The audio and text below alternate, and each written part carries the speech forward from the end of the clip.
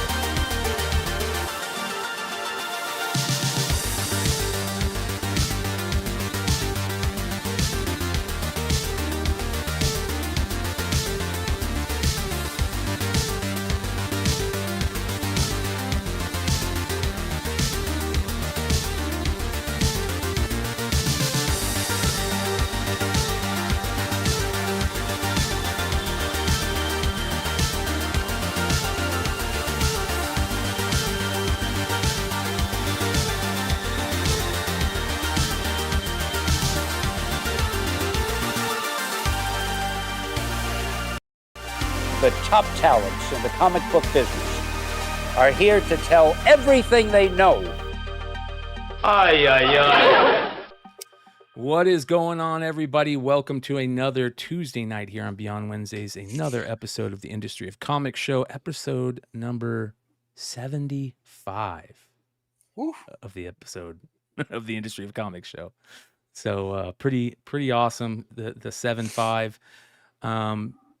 Listen, it has been crazy just getting back and reacclimating since San Diego, and then you take a week off. And it was funny, Jesse, you were talking about this. You take a week off to go to San Diego and do all the stuff in San Diego, and you come back, and that week didn't just disappear. It's been waiting for you, and there's a lot of stuff that you have to do. So I've been trying to get stuff shipped out from Stein Packs, trying to get new product put together for a sale, trying to deal with all the phone calls and yada yada and all the shows. It's been hectic as hell. And I know for Emmett and Dennis, it's probably been just as hectic getting back into the swing of things. And Jesse was the smart one that stuck to his store this year. Yeah. And the funny thing is we are in a never-ending cycle. The comic book business is daily, whether you're buying back issues, you got new issues tomorrow, right? Well, for some of us, not all of us, Emmett. And so, yeah, it is a cycle that you got to get used to. It's like right now, my system is in front of the store, but I actually have 3 customers knocking on their door asking if they could come in, right? And they're walking away. Obviously, I'm not going to let them in this late. But yeah, it's never ending. We almost got to see an armed robbery in progress. Yeah. Come on, Jesse. Don't you love the viewers enough to show them what an armed robbery looks like? Oh, well, no. This is what an armed robbery looks like. This is what an armed robbery looks like right here, ladies and gentlemen. Publishers don't know who's selling the comics coming out of Diamond. That's an armed robbery right there. Right. So let's talk about this real quick because this is a big story that popped. We've been following the whole thing going on, obviously, at Diamond over the past year, it feels like. 7 months, Brian. Yeah, 7 months. It was supposed to be 2 max. And we thought it was going to be over in a couple of weeks, but here we are almost a year. And it just keeps getting more and more interesting. We've been talking about the product that's been sitting at Diamond warehouses that should have gone back to all these publishers at this point. And they are not willing to play ball, it sounds like. So now the courts are getting involved. And can you guys explain a little bit of what's going on now? So what we have here is something that we've been talking about 7 months ago. This is what happens when you don't take inventory and then you go to someone, you say, you owe us $72,000. And that company's like, well, what do we owe you $72,000 on? Comic books. Okay, cool. We don't know where those comic books are. And which comic books? Yeah, which comic books? Exactly. We could have sold them. We might have sold them. We don't know if we sold them. So what happens in these scenarios is, a lot of things come into play. If someone owes and if you look at this group of these publishers, it's very, very interesting, these publishers, on what their final numbers are. Well, and Jesse, it's really important. So a couple weeks ago, right before San Diego, all these publishers started joining together, kind of like the Justice League of publishers. Oh, and they started. You gotta copyright that. Hashtag. I want a nickel every time somebody calls them that. Okay. So these guys all got together because as we talked when we were talking to Antarctic Press, and so many of these publishers don't have lawyers to go tackle this. So I think a couple lawyers jumped up and said, hey, look, it's strength in numbers. We've got to go with a unified front that we're all getting screwed, or they're just going to pick us apart one by one. So the Justice League assembled and decided to go to court to push off the sales of all of this inventory, which we're going to cover after this. but they also finally came up with numbers. And Brian, can you go back up to those numbers? And that's what I wanted to talk about. They actually broke it down so that they can't weasel around this anymore. This is what you owe us from, before January 15th. And this is what you owe us May 15th, and what you owe us after May 15th. And here's the total owed to this publisher. And all the way down to $500,000. And that's what this group is going to the judge, before the judge, to talk about. We don't care at this point. They don't care that, well, that's the Diamond debt, and over here is the Sparkle Pop debt. Well, you're not paying either of them, so now you're on the hook for all of it. So for those of you guys that don't understand what these columns are, what is this column right here, Dennis? The first total column. Amount owed to Ablaze LLC by Diamond and Sparkle Before the bankruptcy, right? No, total as of the issuance as of this today. order. Okay. Yep. Yes. So, and then the second column is everything, because remember, when Diamond went bankrupt on January 12th, 2025, they knew how much they owed every publisher. But those numbers kept going after January because these publishers were still printing comics and giving them to Diamond. So this is going back to September, October, November, December, and January through May. That number for Ablaze is $30,000. Just since May, which is only 2.5 months, it's another $15,000. I think that 30 is only from January. No, it's because here's the thing. The money owed on January 12th was also part of that 39 million, Emmett. Yeah, this is the portion that when Diamond was still running it from January 12th to May. Okay, so it might be, but there's still an amount of that is for that pre-January 12th. Yes. That's probably also a much bigger amount. Yeah. Right. Yeah. And keep in mind, you don't have Dynamite in here, Distillery, Image, and then this is just you don't have Antarctic. Antarctic's not in there. The third column is the amount of money made for since the change happened. So the third column is Sparkle Pop is on the line to these publishers. And they even said it in their first email. We are responsible for everything May 15th forward. Yeah. This was their first email. Invoices dated May 15th and earlier fall under the responsibility of the bankruptcy estate. These obligations were incurred during Chapter 11 proceedings and pertain to the consignment inventory held in our warehouse. We understand the estate is reviewing these outstanding amounts. However, no payment timeline has been provided to us at the time. Here's for the ongoing. Actually, Brian, can I pause you for a second? Yeah, of course, yeah. It's kind of funny the way they said that.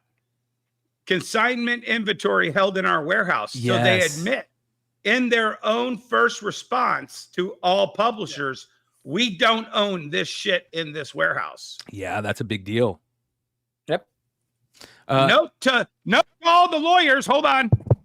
Note to the lawyers who are transcribing this podcast. Yeah. Again, like I said, when they sent the invoice on a payment, as they paid an invoice, it said payment for consignment items. So I think they've realized that when you read what it says there, it does not say a specific number of inventory in the warehouse. They're just saying we might have some of your stuff in the warehouse. Yeah. And they're not going to pay anybody because we know that the totals to like Image and the others are way bigger. If they pay these guys, then Image says, hey, they'll just put their hand out. Yeah, it doesn't matter. The other guys are in position one anyways. Right. JP Morgan, right? The banks are going to take all that money. Yeah. Yeah. This is petition 2 or our position 2 publishers, I think right now we're looking at. So those first 3 would get paid way before these folks would get paid. So, and and keep in mind, Image, Dynamite might not even be position 1. They might be position 3. Well, honestly, I think Six, Penguin 9. Random House is going to be position 1, and JP Morgan is going to be position 1. Well, I mean, position 1 is exactly. publisher. Sorry. Yep. Yeah, And you know publishers. those lawyers are going to get their knives ready to cut out a little piece of that. Yeah. And people asking about Paizo. Paizo is not a comic publisher. They do magazines and gaming stuff. So that's why that amount is so high compared to everything else. They're a big chunk of that gaming inventory and gaming money. Well, and you look at like places like Udon, who are owed 0 from the period of prior to May. And then what were they thinking to keep going if they were selling nothing during that? I'll tell you what period? they were probably thinking. They were probably thinking that all of these openings in the magazine or there's not going to be as many choices there. So let's fill those choices that aren't there anymore with our stuff.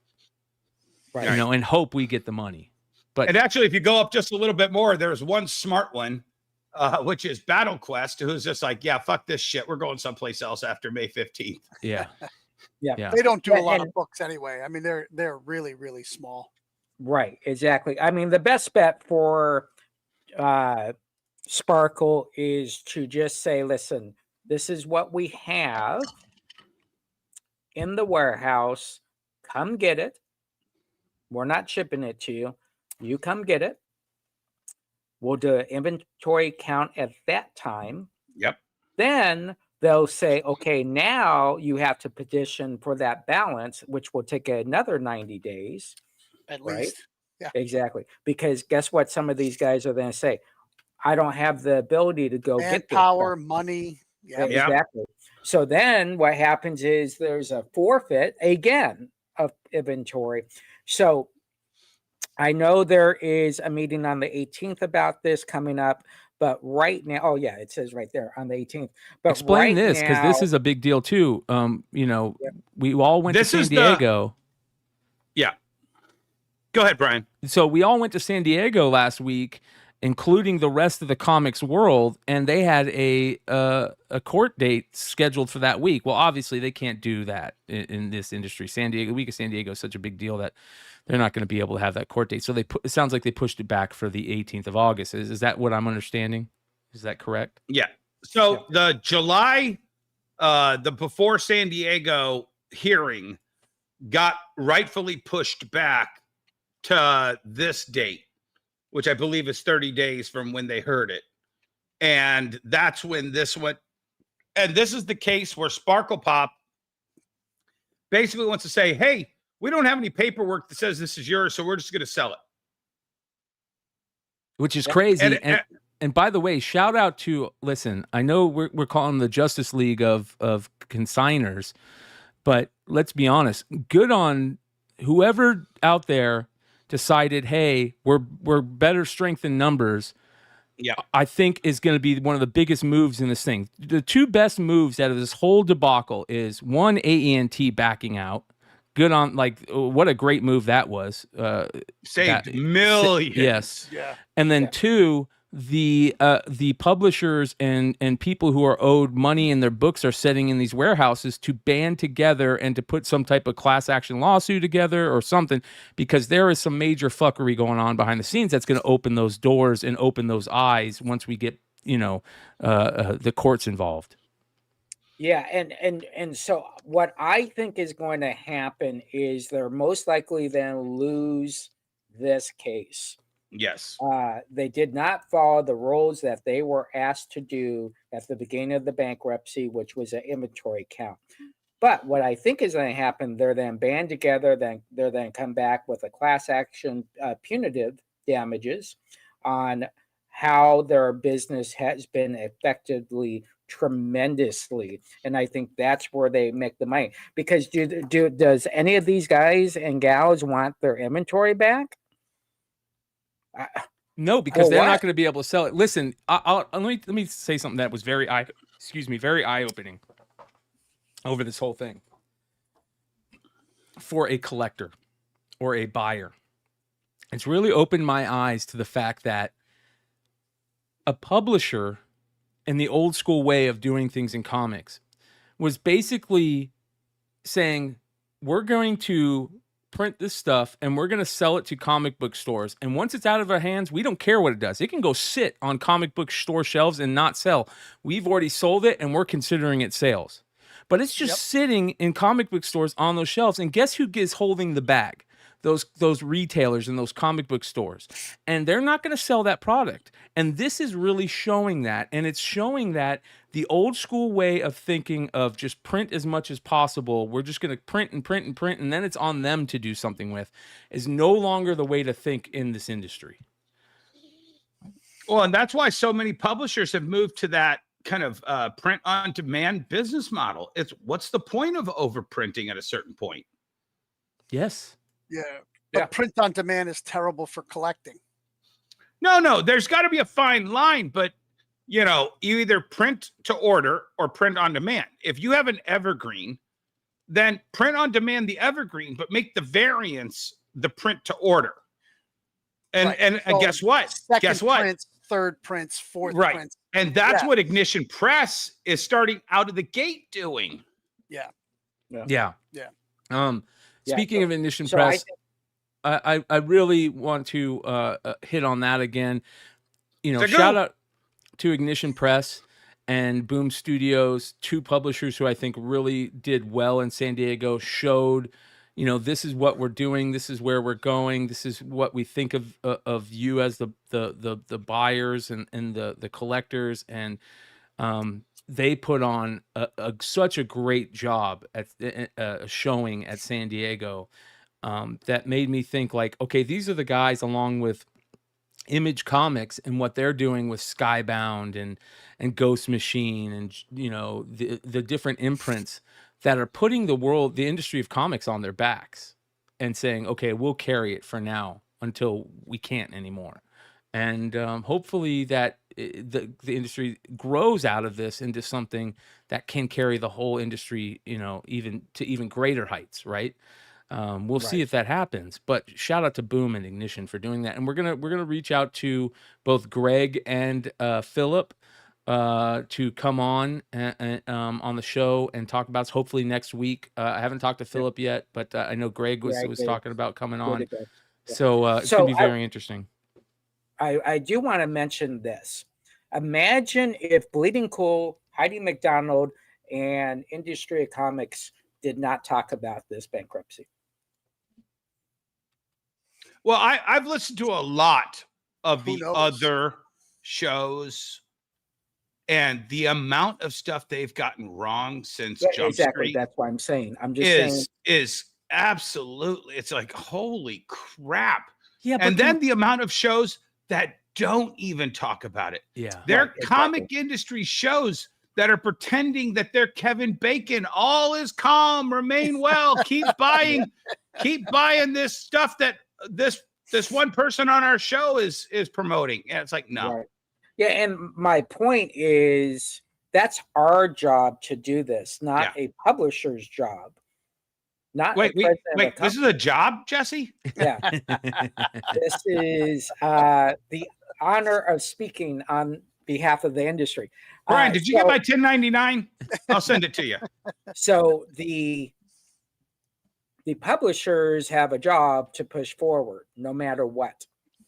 And that's what you're seeing Ignition and Boom do, saying, listen, that's cool and that's great, but that's not what our direction is. Our focus is getting books into our customers, which is the retailer, so that retailer can get in front of their customers. And that's a great point.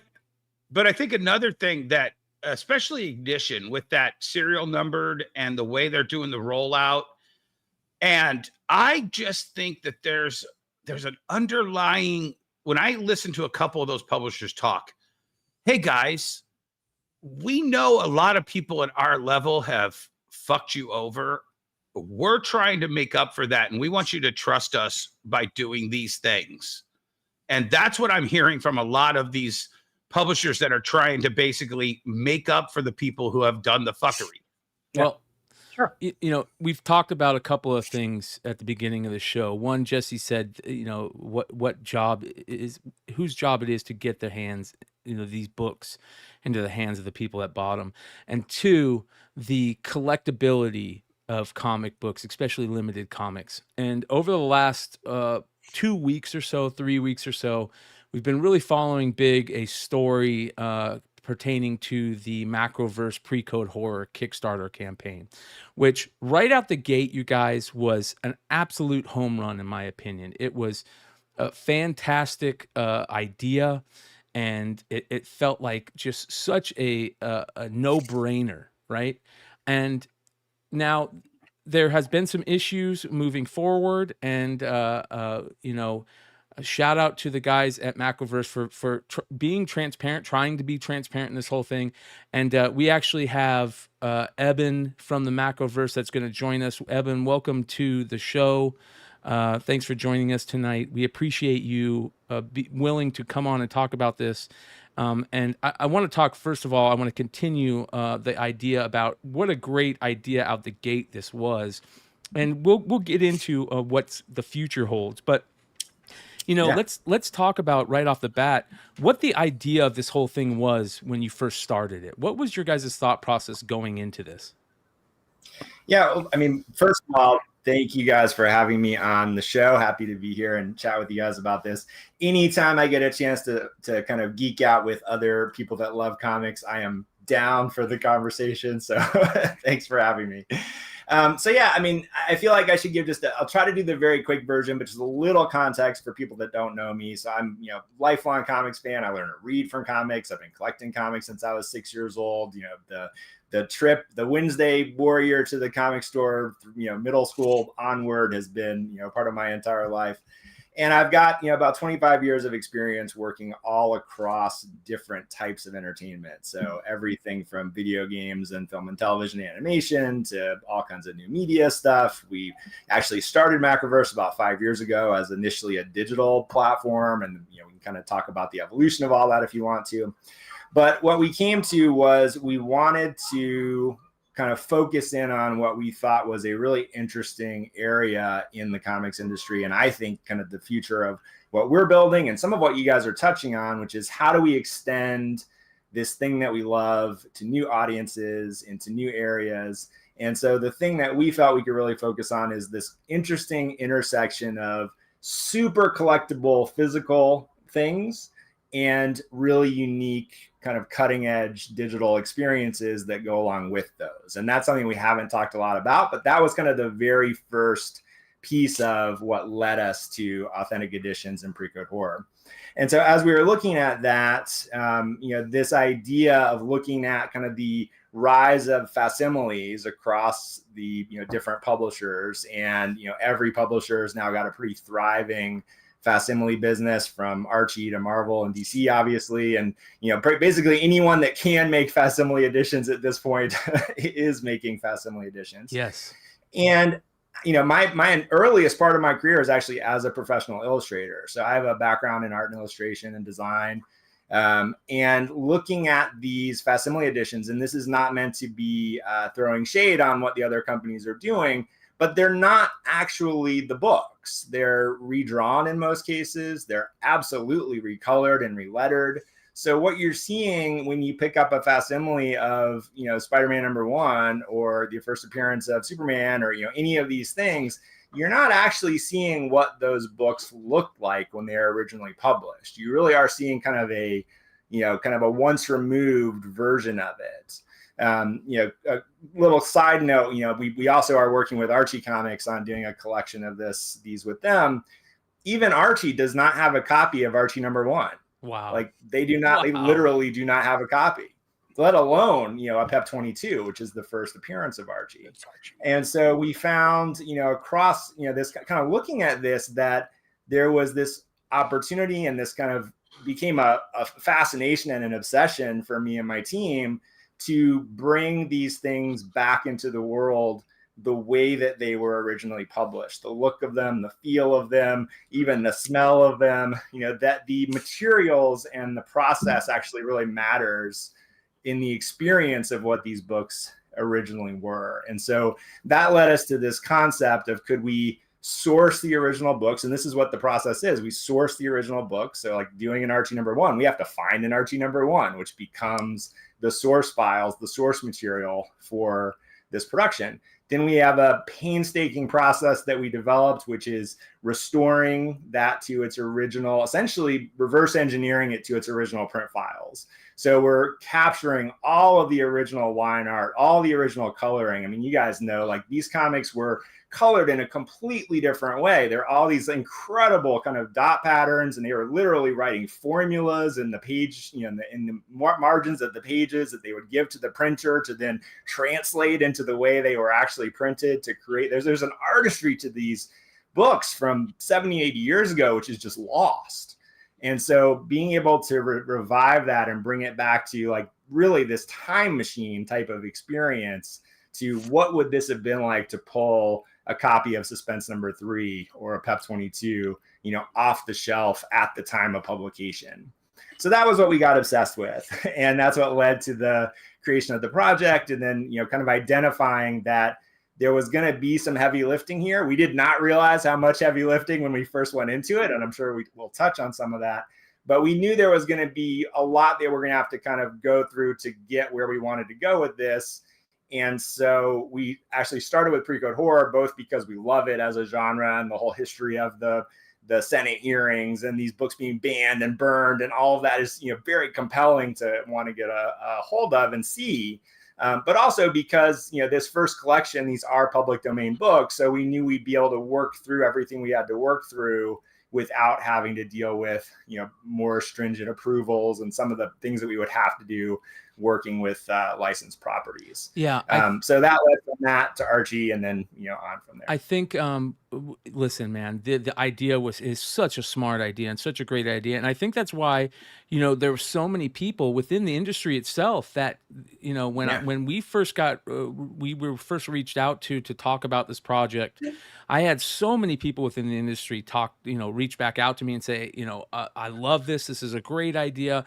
And from the industry, within the industry itself, it was a home run, as well as with collectors. Now, the cool thing about it is you came up with this idea to do the facsimiles where it feels as much to the touch, to the weight, to everything about the original pre-code books, which was genius. And then you said, not only that, we are going to do these special tiers with some really cool variant ideas. And you had some great ideas on that, which even hit even more, which was awesome. Well, Brian, can I interject real quick? Yeah. Emmett and I actually got copies of this at the retailer's lunch. Emmett, did you bring yours? I did. I have two questions before we get there, though. Yeah. Okay. Number one is who put up the money to start this company? Yeah. So was there angel investing, or was it all the partners? So myself, the company is, you know, Macroverse is myself. I have two co-founders who, you know, I've been in business with in various capacities for over 25 years. So one of my partners is mostly from film and television. One of them is from the gaming industry. The three of us came together to start Macroverse about 5 years ago, and we are venture backed. So we do have venture capital funding. Okay, and so the initial funding came from that, you know, original investors. So the Kickstarter, although very successful, almost $500,000. Yeah. Probably with backer kits, probably close to $500,000. With backer kit, yeah. Probably didn't touch the original investment. Correct. Yeah, we are absolutely not in the black at this point. Number two, did you guys create any proprietary in this process of digitizing and creating this? Did you guys create any proprietary product to do this? 100%. I do not believe there's anyone else on the planet that knows how to do this at this point. Okay. So yeah, I do want to be very clear, because this is important to me. We are not using, you know, any sort of AI, you know, generative tools or anything like that. This is a very handcrafted, very bespoke process, but it is something that we have spent now. We've gone through thousands of pages at this point, you know, perfecting this process. And without naming any names, we've had some conversations with other publishers where they're like, how are you guys doing this? And we're like, we're not going to tell you. That's a big deal. Yeah, that's where your money's from. That's where you really can make your money, is doing it for other people. I get, that's what I noticed. I was like, wow, this is, because I'll start showing some of them. Let's see, hopefully I can get this like Yeah, and just as a side note, you mentioned the variants. The ones that you got were are all fluorescent variants. Shout out to Alex for the super chat right there. We'll talk about that in a second here, Alex. That's the suspense to say. I really love that they did this on the back. Yeah. The backboards have the print. Yeah. Tells you all about the book. I was lucky enough to be able to get. I also got the suspense one. Nice. Oh yeah. I heard is one that people really want. Yep. I didn't notice they don't seem to be fluorescent though.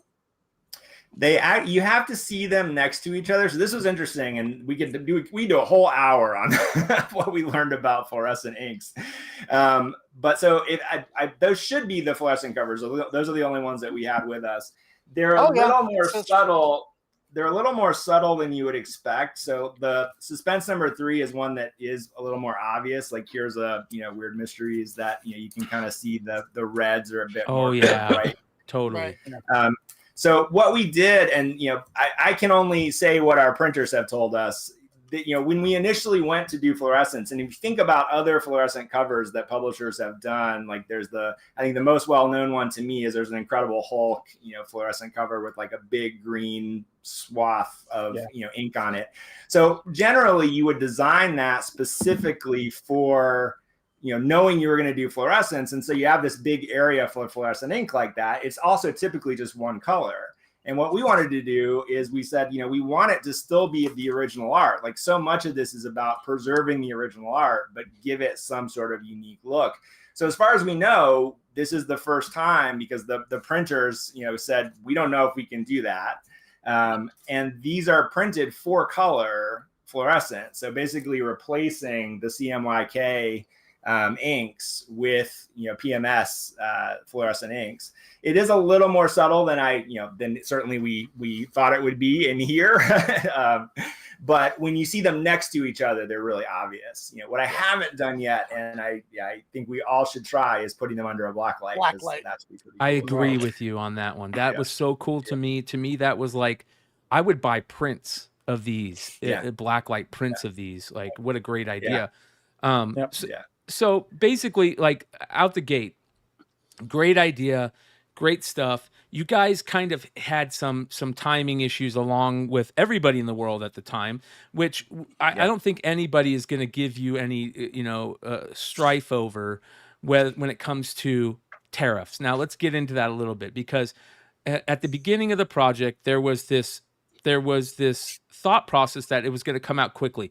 When you first started the Kickstarter, what was the thoughts on how long you guys thought it was going to take to fulfill this originally? Yeah. So, I mean, we launched the campaign in October. We had spent over a year, actually almost 2 years, figuring what we thought was figuring all this out before we launched the Kickstarter. So I know some people have had the question of like, did you guys launch this and then just, hope that we were somehow magically going to be able to do this? Now, we really thought we had it all buttoned up. We had, worked it out with the printer. We worked it out. We had our fulfillment partner on board. We thought we knew what the production was going to take to get it all done. So we launched in October. We expected to ship in December. That absolutely clearly did not happen. But I will say, quite honestly, like when we launched the campaign, we did think we would hit that target. And when we didn't ship in December, we thought we would be able to, ship in January. And when we didn't ship in January, we thought we were going to be able to ship in February. It really wasn't until end of February, early March, where we realized this was going to take a little longer given these additional factors. One of those being, and there are a few updates around this on the Kickstarter.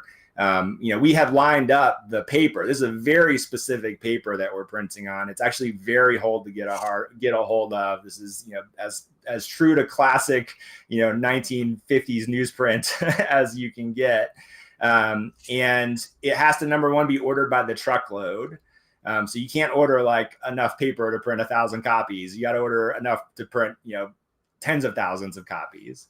And number two, it is only available in very specific locations, in these very specific quantities. And so we ran into a couple of places where we thought we had our paper order all sorted out, and then because of tariffs, we didn't have it, or because the fulfillment of the paper got delayed from on their end, we couldn't get it. So there are a couple of delays that happened from that. And then, there's a piece of this which I'm going to have to unfortunately talk a little bit around for the moment. But I just want to be as honest about it as I can. We did have a real kind of internal breakdown with a member of our team where some of the things that we understood turned out to not be the case. And so one of the things that we had to do, in February is pretty much completely reshuffle the production team to make sure that we had this buttoned up. And so, I am the CEO of this company. I will take full responsibility that, there were some things that I should have seen earlier that I didn't see. But we ultimately had to, re-engineer the way we were actually doing this process. And that was the end of February. And between then and now, we've made an incredible amount of progress. We've got a whole internal production team that's fully up to speed now. We're, I hate to use the word we're cranking through this because that makes it sound like we're not giving them the love and care that they deserve, which we are. But we're moving through the rest of the process now very quickly, while maintaining the quality bar that we've set and have kind of eliminated those challenges as a result. Yeah, I mean, you said this is a big project that has never been done before that I know of. That you guys went as far as to the ideas were to even create smells of the book, to give the smells similar. The thought process was to do that, and this is processes that haven't been used in decades. Which is another thing that they got to basically refigure out how to use, back engineer. You've talked about. So I think that the initial push on saying, okay, we're not going to get it out when we said we would is we give you the benefit of the doubt on that. And I think that the number one thing about crowdfunding, even if the product is bad, the number one thing is fulfillment. That is such a big deal about getting the product in the hands of the people who backed you, who are if anything, the real customers on this. So 100%. I want to ask, before we get too deep into all this, what is your thoughts on fulfilling this product? How close are we to fulfillment? We're so close. So literally, and actually I see some people in the comments, so I'll answer kind of this at the same time. So I know that some people were very unhappy that we had some of these books at San Diego. And if there had been any way for us to avoid that happening the way that it did, short of me just saying, we're not going to have any books at San Diego, which I understand some people would have preferred that we had done it that way. But we basically went to print with what we call the Frightening 15, which are the core 15 books. More than 50% of the backers, well, all the backers are getting the Frightening 15. More than 50% only ordered the Frightening 15. So this kind of core collection of key books has been printed. It's been shipped. It is now arriving at our fulfillment partner. There is another component to this, which I think is helpful for people to understand, and it's why the timing worked out this way. We did not print extra books for San Diego. We did not do anything extra to have books at San Diego. What we ended up with was the books are printed. There's an opportunity to have some books at San Diego for a very specific couple of reasons, which I'm happy to talk very specifically about. And the way that happened is they could take the same books, the same shipping. These get shipped to the fulfillment partner. These get shipped to us at San Diego. Myself and my head of production spent 7 hours bagging and boarding the books that arrived in San Diego for us the night, on Thursday night, basically. So we did what now our fulfillment partner is doing, only on a much bigger scale. So the fulfillment company that we use is called Bulu. The reason we chose them is they specialize in what's called kitting. So lots of mystery boxes and things like that. So their specialty is, here are thousands of SKUs, thousands of individual products that need to be combined in lots of different ways. So from us, even just for the Frightening 15, you've got the regular covers, the fluorescent covers, the silver foil covers, the red foil covers. Each of those books is a separate SKU, a separate item, separate number. each of those have a different collector's box, which they go into, which is an exclusive component of the Kickstarter. And so they get the books, they get the custom boards that we created, they get the bags. They then assemble all the books with the bags, with the boards. So now we have individual comics that are bagged and boarded. Then they take each of the 15 books in their individual sets and put those into the collector's boxes. If you're a 48-hour backer, you have a special bonus poster. Everybody has an uncut sheet of trading cards. All of those things go into the boxes. And then those get packed into an interior box, which then gets packed into an exterior box to protect them in shipping. And then they get, they start shipping out to our backers. So it's about a 2-week process once everything is at the fulfillment center for them to be able to actually put all of these packages together. And so, as far as that lining up with timing for San Diego, that was all headed in that direction. It's in process of being now delivered to our backers. But we did have this opportunity with Titan Comics, who we've been working on some other projects with, say, could we have, this, again, in my mind, a very small number of these. We brought 100 copies of each of the fluorescents. We did not make a big deal out of it. But what we wanted to do was get them into some retailers' hands if that opportunity arose. We didn't even know if that was going to be possible. But, as things developed at the convention, I don't know if you guys know John at Titan, but he basically runs their publishing division. And he said, I'm going to be at this Lunar event. Would you like to put some of these books into retailers' hands? And to me, you guys have them. I'm curious what you guys think. You kind of have to see them to really understand what they are. Like, we can talk about them all day long, but until you see it, feel it, smell it, actually see what the quality level of it is, I can talk to you about it all day long, but that's a very different experience. Well, let's talk about that real quick, because I know Emmett has a couple copies. Emmett, what are your thought process on and we know that these are the fluorescents, and we're going to get into this in a little bit, but they're going to have different covers. But Emmett, tell me what you think of the. So I put it up against some Golden Age books that I had at the shop. I took them out. I thought the cover was shiny, a tad shiny, but now I understand with the fluorescence, it's very matte, except when held at certain angles, you catch a little bit of shininess. The weight is very close. The size is very, very close. Yeah. The interior pages, it's tough to mock, 70 or 80-year-old pages. But brand new, this may have been what they looked like brand new. I'm not quite that old. Yeah. Well, and I'll tell you. So is it made out? So you used paper? It's paper. It's newsprint. Yeah, I'll pull it out. It's newsprint on the inside. And maybe Eben, maybe you can explain. I'll be right back. When I touched the outside, it kind of felt like it felt too new to me to get me that what I thought was supposed to be that process. And let me also explain also just as background. I was a huge fan of the Russ Cochran reprints from the 90s and those gemstone oversize. Yeah. This is as close to that newsprint interior as I've seen in probably 30 years when Marvel and DC were doing those newsprint reprints of the key, beginning of the Silver Age books, kind of had that silver shiny stuff. And then DC did those black cover ones with the little gold seal.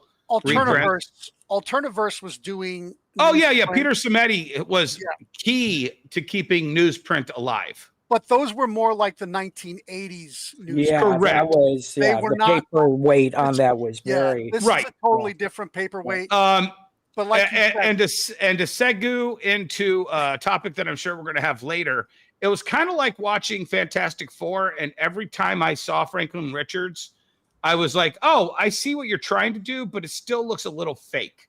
Yeah. And I understand it's hard to replicate that, but I would have liked to have seen a more religious replication of those Golden Age for the covers in particular, for the cover especially. Yeah, I mean, I think I will say this is our first collection of these. Like, we're only going to get it better and better and better as we, continue to do more of them. So I would expect that the Archie ones will be even a little more specific, as we now see what these are and we can fine tune. We did struggle a little bit with the cover stock, for example, like that was harder to match. And so this was as close as we could get in this kind of first round. I do think when you see the regular covers, they'll feel a little bit closer to what you were expecting, because there is a difference with how the fluorescent ink. And let me, if I could back it up too, just to that lunch. Yeah. So I watched Brian, forgive me. I also watched Comic Tom talk about this project when it was active and alive. And I understood. And then when I got that freebie bag, and no offense, Eben, if I backed one Kickstarter, I'd have to back 100, and I ain't that rich. So I just backed no Kickstarters and I let everybody else revel in it. Because so when I'd heard about it, I knew about it, but when I got that book in there and then I was showing, and Brian was, and I remember Brian was like, "What? Oh, damn it. This isn't even Kickstartered yet." And I was like, I don't know. And then we met down at our friend's booth, and I got the punch, the skull cover punch. Yeah, cool. Much to Brian's chagrin, because he loves that cover. And it is an amazing cover. Yes. And I was like, hey, yeah, this is it. And so he's like, dude, this is a Kickstarter. It hasn't even fulfilled yet. How do you guys have these? Yeah. And I go, I don't know. Titan gave them to us. So I'm really good friends with Andrew Sumner, to the point where I call him Andy, and everybody looks at me in shock that I call him Andy. And I go over there and go, hey, Andrew, do you know anything about this? Because my friends are all saying, hey, this is a Kickstarter that hasn't fulfilled yet. Yeah. And we're getting these. And he's like, I don't know anything about this, mate. And he calls over, I think it was Joe from John from Titan. And John's like, oh, yeah. So we're going to do some stuff with these guys. And we were just trying to gauge the retailer reaction to them. Yeah. And that's the only reason we were giving these out, was to do that. But there was no kind of like explanation of that. So Brian was like, kind of like livid. He was just like, wait a second. It felt, and I'll be honest with you, Eben, it felt one of the things that we talk about quite often on this channel is the disconnect that there is between a lot of the industry and their buying base. And if the number one thing, and I want to give a big shout out to Brian Polito on this, because he is such a shining example of this, is how important fulfillment is. And knowing that the people that originally backed this product are the number one people that you should, get the product to first. And I felt like there was this disconnect. And I know you did the AMA, which, listen, man, I give you a ton of credit for being transparent on this stuff. But it really felt like... Brian, what's AMA? Ask Me Anything. Ask Me Anything. Yeah. He did it. Okay. Yeah, they did a YouTube. I don't know what this shit is. And in that YouTube, it felt like the disconnect was very large, Eben. It really did, because coming from where we see this project over here, and from a lot of people who backed it, a lot of my viewers, a lot of my co-hosts, a lot of my good friends, it was like, we love this product, we love what's going to happen, but we're going to double up on some of the tiers, aka the fluorescent tier, and we're going to sell that tier to pay for our initial product. And I think a ton of people did that. And there was, the disconnect was, one, you have all these people who are going to be able to get to the product to the secondary market first, and none of those people are probably going to be the Kickstarter people. And two, that it felt like you were selling their product to people at San Diego. And we know not everybody can make it to San Diego. So that disconnect was very huge. And the other thing about the disconnect was, we talked about it earlier in the show, the change from print as many as you can and get them to the stores, to like this bespoke type of product that is numbered. And we talked about Ignition Press and how good it is to keep these numbers low. And the collecting zeitgeist has really changed over the last 10 years to, you know, the large printing efforts to a small printing effort, keeping that printing effort small. And I felt like you guys could have really done yourself favors in this instance by saying, hey, we're not going to sell you, or we're not going to give away the fluorescence, because we know that was a big part of this tier. That was people were buying to collect and keep small print runs. Yeah, I mean, I can't say you're wrong about any of that. I mean, what happened with San Diego really did come together so quickly that, you know, I can certainly say after having this dialogue, after having the AMA, after seeing the reaction, I mean, this is clearly a blind spot for us, which we learn from all this stuff. So one thing I can promise you and everyone else that is listening or that backed the Kickstarter as we go into the next ones, like, we do learn from our mistakes, and I learn from my mistakes. And, you know, I am a big believer in trying things. Sometimes those things are going to fall flat. Sometimes they're going to be mistakes, and we're going to, you know, we will own up to those mistakes, and we will, you know, do better. We will continue to learn. Okay. Well, so this just kind of brought up a bigger question. Oh, go ahead, Eben. Well, you had one more. I just want to answer the other part of this real quickly. So why the fluorescence is, I think, you know, is a very good question. Those were the only ones that were actually printed to ship on time. So it was, you know, that was not a nefarious decision. It wasn't something I thought enough about. I wish in retrospect that we had actually gone out to the backers and said, like, hey, we've got this opportunity. You know, what would people's feelings about this be? It was happening so quickly, it honestly didn't occur to me. It was just like, here's this opportunity to get these in front of people. Here's this opportunity to make some of these available. You know, we did a post-mortem as a backer update. We literally sold 50 copies total across the entire collection. So this was not something that we did a bunch of marketing around. Even if you went by the Titan booth, it was like one tiny display, you know, where all the covers and that wasn't out until like late Saturday, early. Yeah, we went by the Titan booth. People basically had to know they were there to ask for them for the most part. Yeah. And then we did have the chance to, you know, put them in some retailers' hands. Mostly what I wanted to do, and again, I wish I'd had a better way of communicating this. What I wanted and what I got was what I will never be able to get from delivering these to backers, which is the in real life, how do people react to these? And so being able to see people open them, you know, then like 99% of the people like immediately went to smell them, which just delighted me to no end. I was like, these are the real collectors. Like these are the real ones. So, like literally like pull it out of the bag, open it, smell it. So being able to get that kind of IRL feedback to me is invaluable. Like, I don't know how to replace that, you know, and again, I wish the timing hadn't gone this way. I wish we had done this differently. I will absolutely promise we will not do this way ever again. So I'm kind of confused on this. Yeah. What was the print to order number? So we published all Jesse, that was my question. Yeah. Perfect. Here's where I'm getting confused. Let me. Okay, hold on, chat. You know I was about to ask that question. And Jesse stole it. Hold on. So your print to order. I was there for you, chat. I was there for you, and Jesse stole my chance. Hush. You got your print to order. You got your plus 10, plus 15% damages. Yeah. Where does the extra 100 come from? That actually is from so this is a little misleading. We're printing these on not only on old paper, but on old presses. So these are being printed with like old printer plates, like with metal plates. You cannot turn the printer on and print less than 2,000 copies.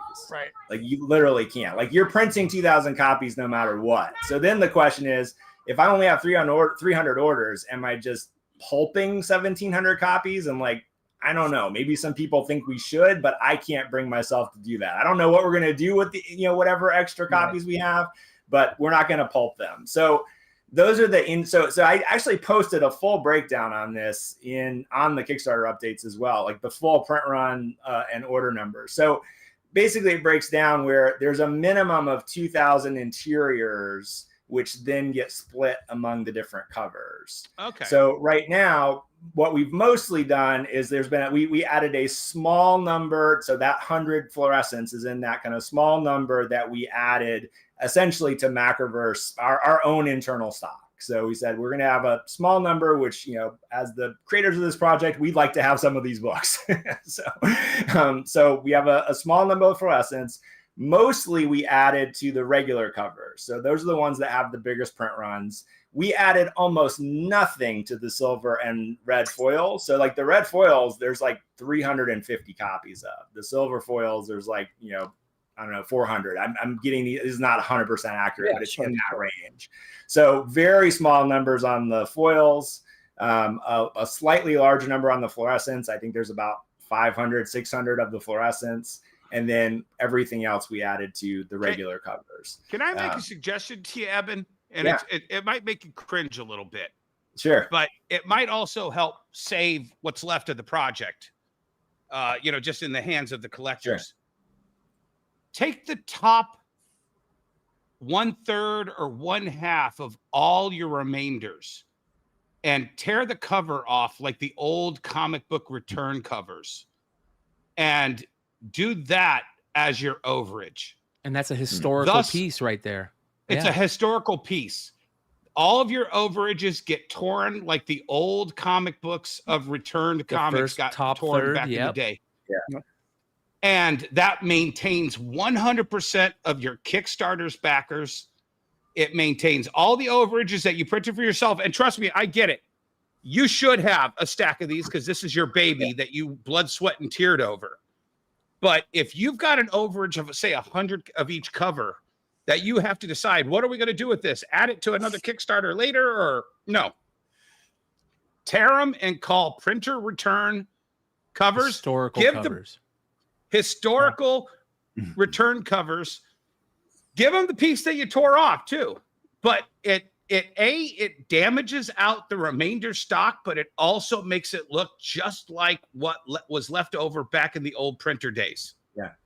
Yeah, I think on top of that, I think where I'm getting confused is the crowdfunding position that you took, but then a retailer's position, which that's kind of not. I can clarify. I can absolutely clarify that. So what we're doing, I should say, I can clarify it as the conversation that we're having, because none of this is set in stone yet. So what we're talking to Titan about is doing some sort of retail release in 2026.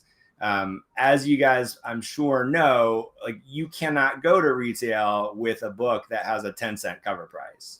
So this would not be the Kickstarter version of these books. Like it will be some retail edition, some facsimile edition that would be a retail edition that we would potentially put out with Titan. So whatever we end up doing there, it will be a distinct variation. It will also be a second printing. So this print run, which is, I think the largest number is about 5,200 copies, for any of the books. This is the first printing, and this will be it for the first printing. So even a new edition that was to go to retail is going to be considered a second printing. Thank God on that, because that's very important. Again, I know that there's people out there that don't understand this yet, but it is such a big part of this, and that's the collectability and limited print run is such a big part of a collector's mindset. And I feel like the vast majority of people who are buying comics at this point are collectors, not readers. Now, don't get me wrong.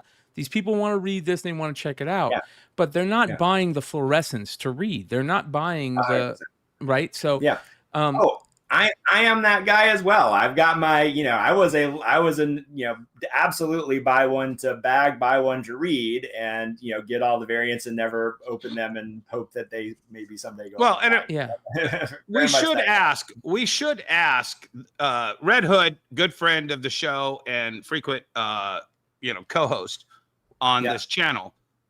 He was, I believe, Red Hood was a big backer on this. He was, just kind of all in love with the entire concept of this, but he's the one in the chat saying, how can I get my money back? Are you open to that at this point? I mean, we are literally sending them to ship right now, but if you are just absolutely unhappy with where we're at, then email us at kickstarter@macroverse.com. We'll take care of you. Eben, you just did the best thing you could have done, in my opinion, for this product going forward. That if people are not happy with it, to email you, that moment right there in this podcast could have been the best moment to salvage this. Yeah, I want to say I appreciate that, but honestly, look, I do want to, like, I don't know if there's a misconception about this, but I think there potentially is. Like, this is a labor of love project for us. This is not a cash grab. This has not been an easy thing to do in any facet of it. So, if someone has backed the Kickstarter and they're not happy with it, like, it is my preference that you not get something that you're unhappy with. And, and I do understand, like, it's been very frustrating for people. There have been times when it's been very frustrating for us. So email us at kickstarter@macroverse.com. We'll absolutely take care of you. I will also tell people not to try to change your mind about getting your money back, because if you want your money back, we will give you your money back.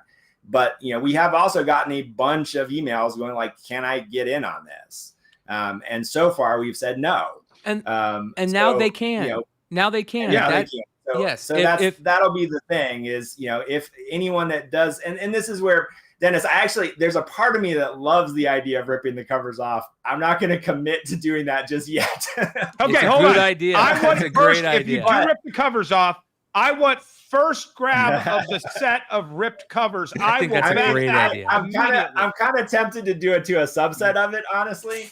I want to throw this out to you guys though, because I think there have been a couple blind spots for me about this, and I think you guys are giving great feedback across the board here. So we're going to be at LA Comic-Con, for example, in September. So we'll have a booth there.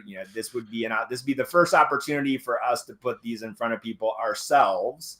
That will be after people have received the fulfillment on the Frightening 15. We would not have anything there that people do not already have in their hands.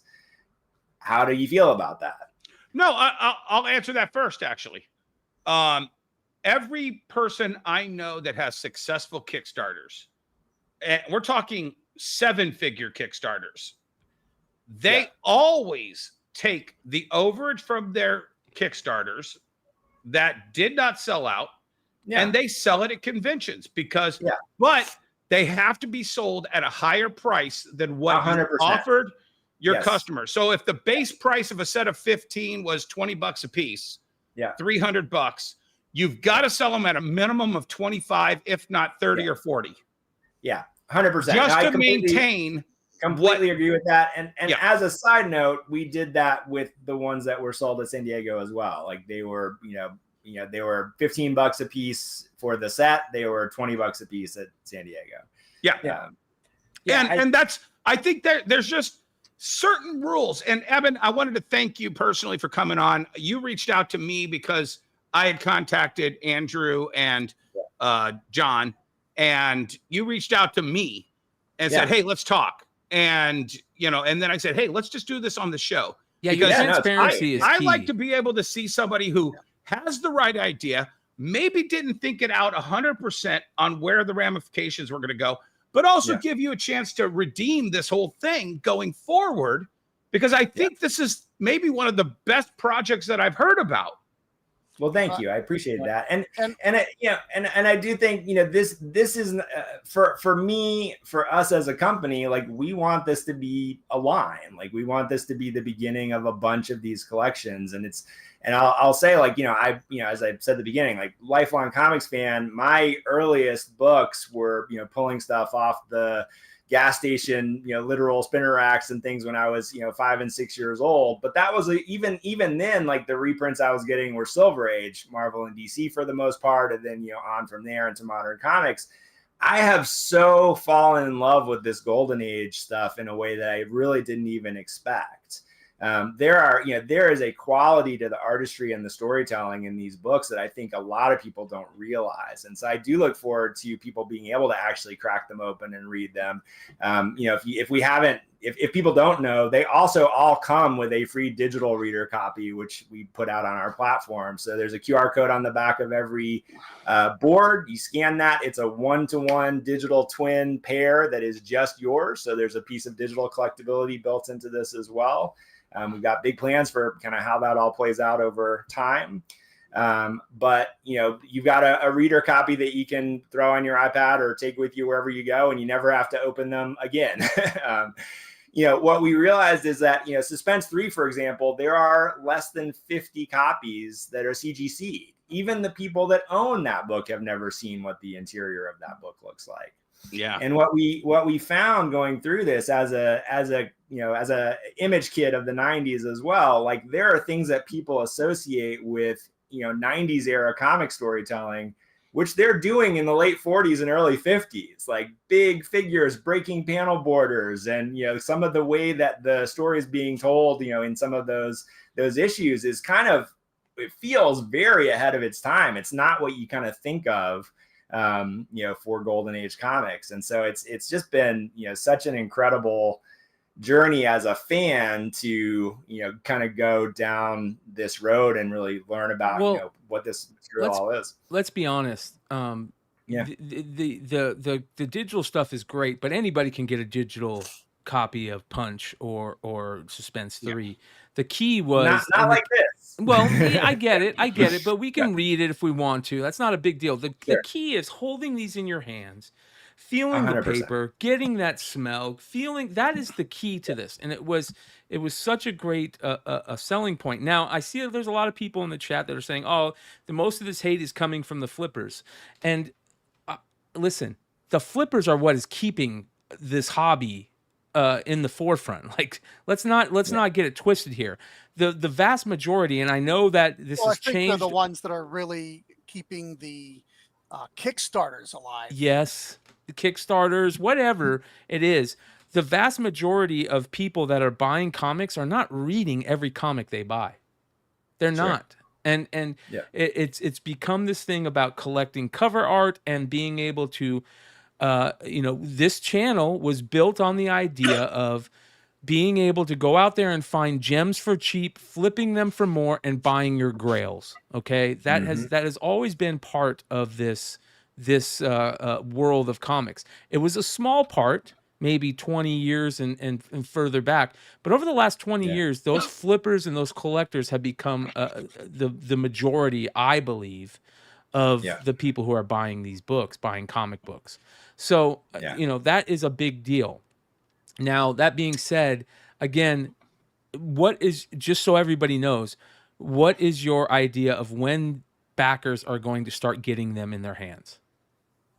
So I can give you the best estimate that I have based on the fulfillment, and the partners around all of that. So these they're either in the mail to the fulfillment center, or everything is at the fulfillment center, depending on what piece of it we're talking about. So we've got books, we've got bags, we've got boards, we've got boxes, and we've got a couple of other things that are going in those boxes, the posters, the trading cards, and a couple other things. So all of the books have been shipped for the Frightening 15. The posters and the cards we know have been received.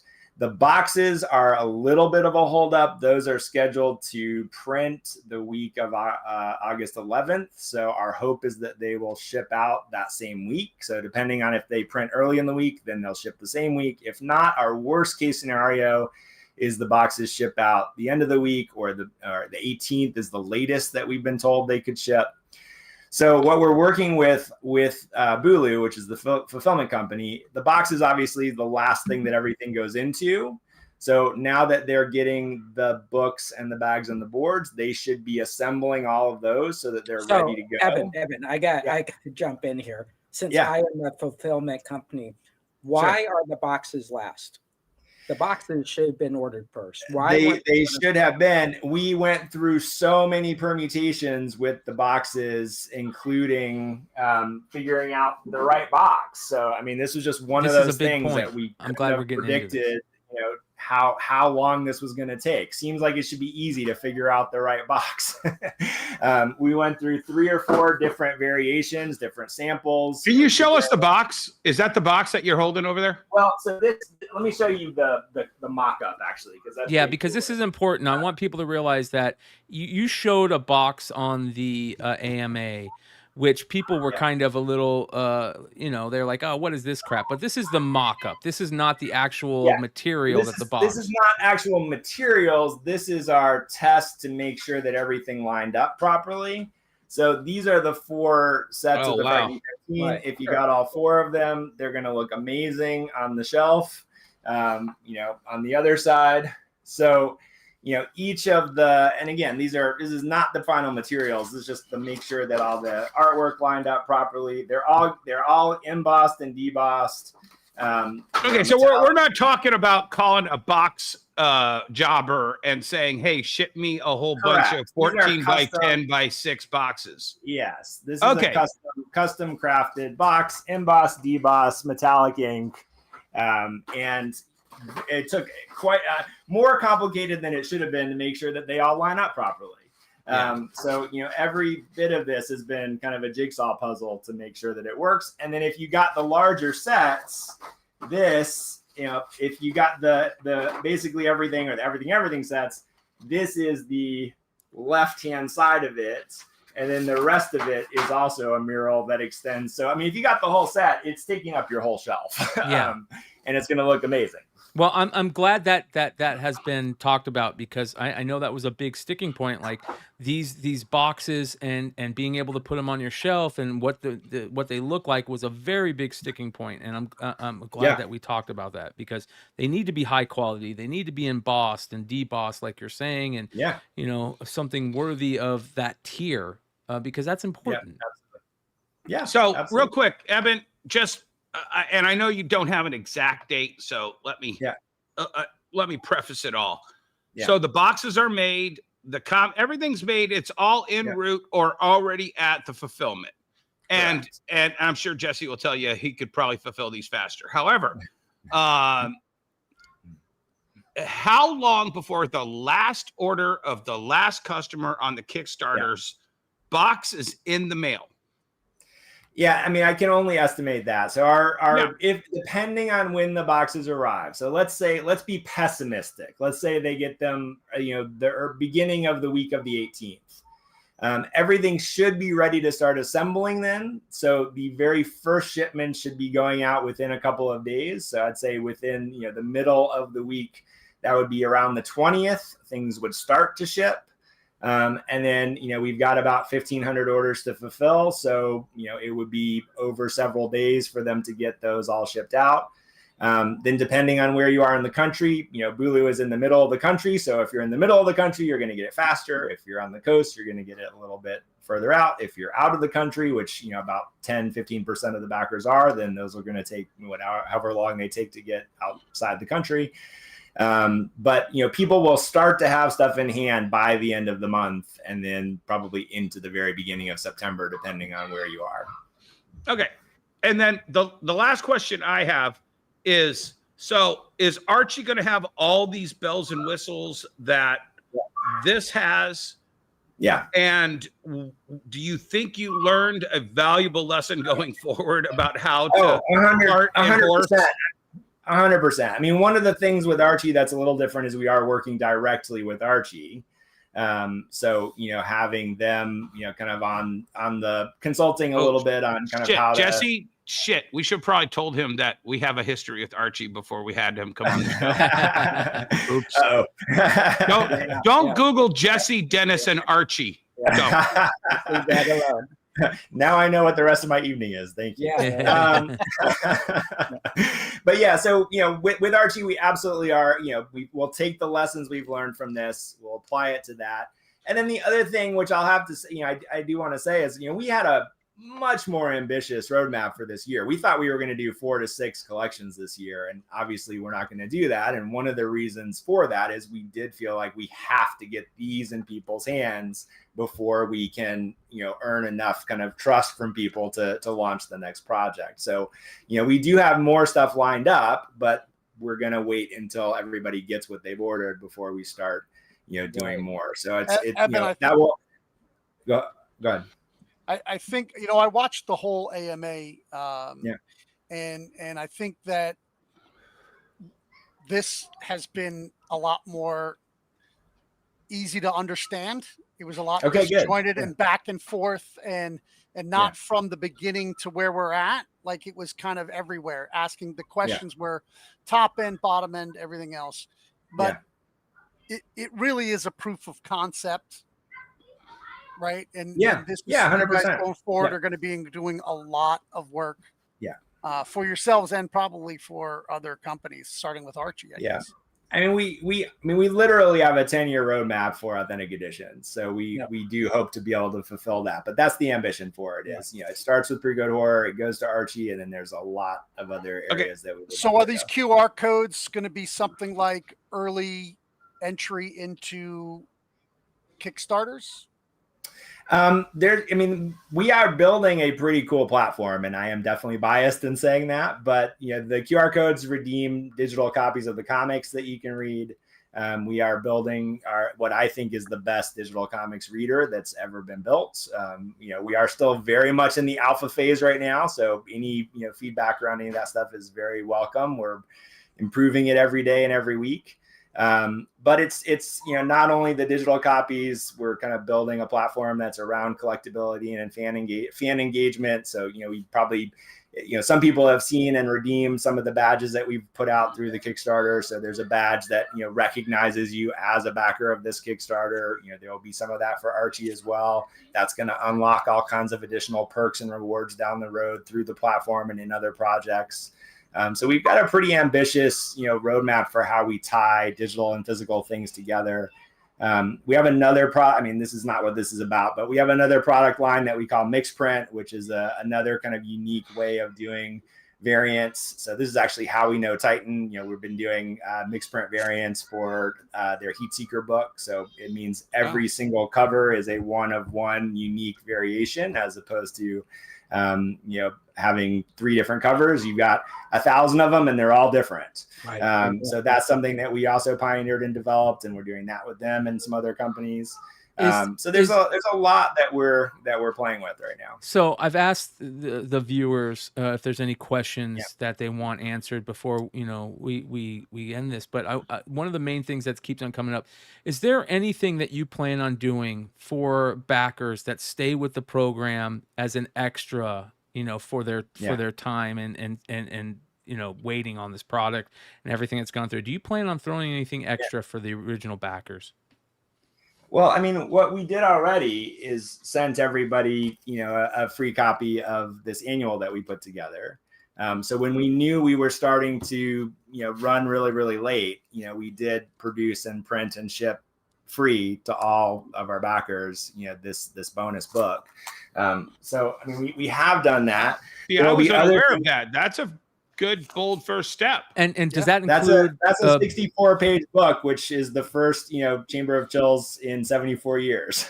Does that include backers out of the continental United States? Every single backer has either already gotten it, or there have been a handful of international backers where we've gone through all this on the Kickstarter, but there have been a handful of international backers where this is a weird quirk, which we've been talking to BackerKit about, but getting the phone numbers associated with international shipping out of the BackerKit system is weirdly challenging. So we've had to manually go through and do all of that. So anyone that hasn't gotten their annual, if you're in the US, you should have it. If you're outside of the US and you haven't gotten it, it's going in the box with the Frightening 15, and you'll get it at the same That's time, important, right? because I've had quite a few out of the country backers who have asked me about that. So.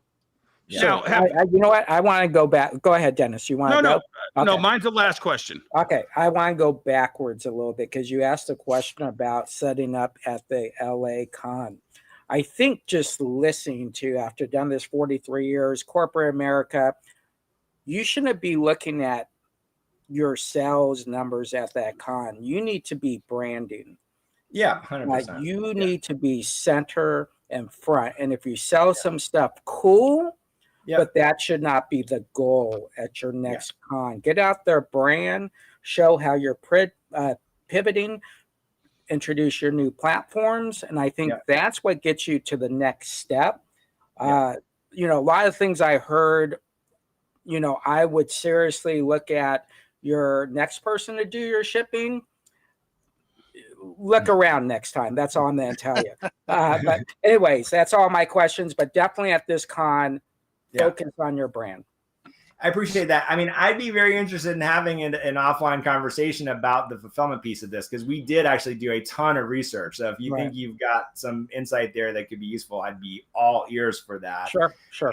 You know, to streamline that process for sure. I think that the most important, listen, I'm going to shout out Brian Polito again and everybody out there who has fulfilled a crowdfunding effort. The most important thing you can do is fulfillment. And I get it that there's going to be things that are going to cause it not to be on time. That is, we all understand that to a point. But for anybody out there that is thinking about doing a crowdfunding effort, realize how important that fulfillment is, especially now when you have major comic book veterans who have not fulfilled Kickstarters in years, that refuse to talk about it. I do want to say to Eben, like, thank you for the transparency. That is very important. That's one of the best things that you can do in this industry at this point, is be transparent on your print run, on what setbacks that you've had and all that stuff. It's very important. I don't think there is this disconnect that we talk about all the time with industry, the comic book industry and their buyers.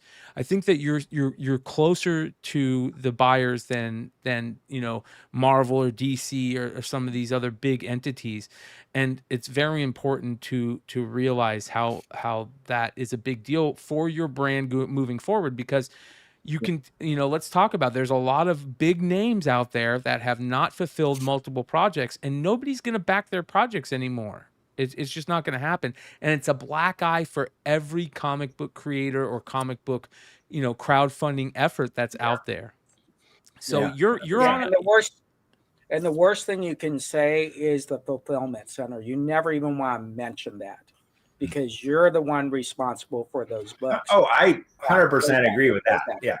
Exactly. No, I'm there. There is no part of this that I'm not responsible for. I will take that 100%. And my last question is, as a fan of the Russ Cochran, you know, reprints, that, and Russ was a pure genius before everybody's time, and you're stepping into giant footprints, in my opinion.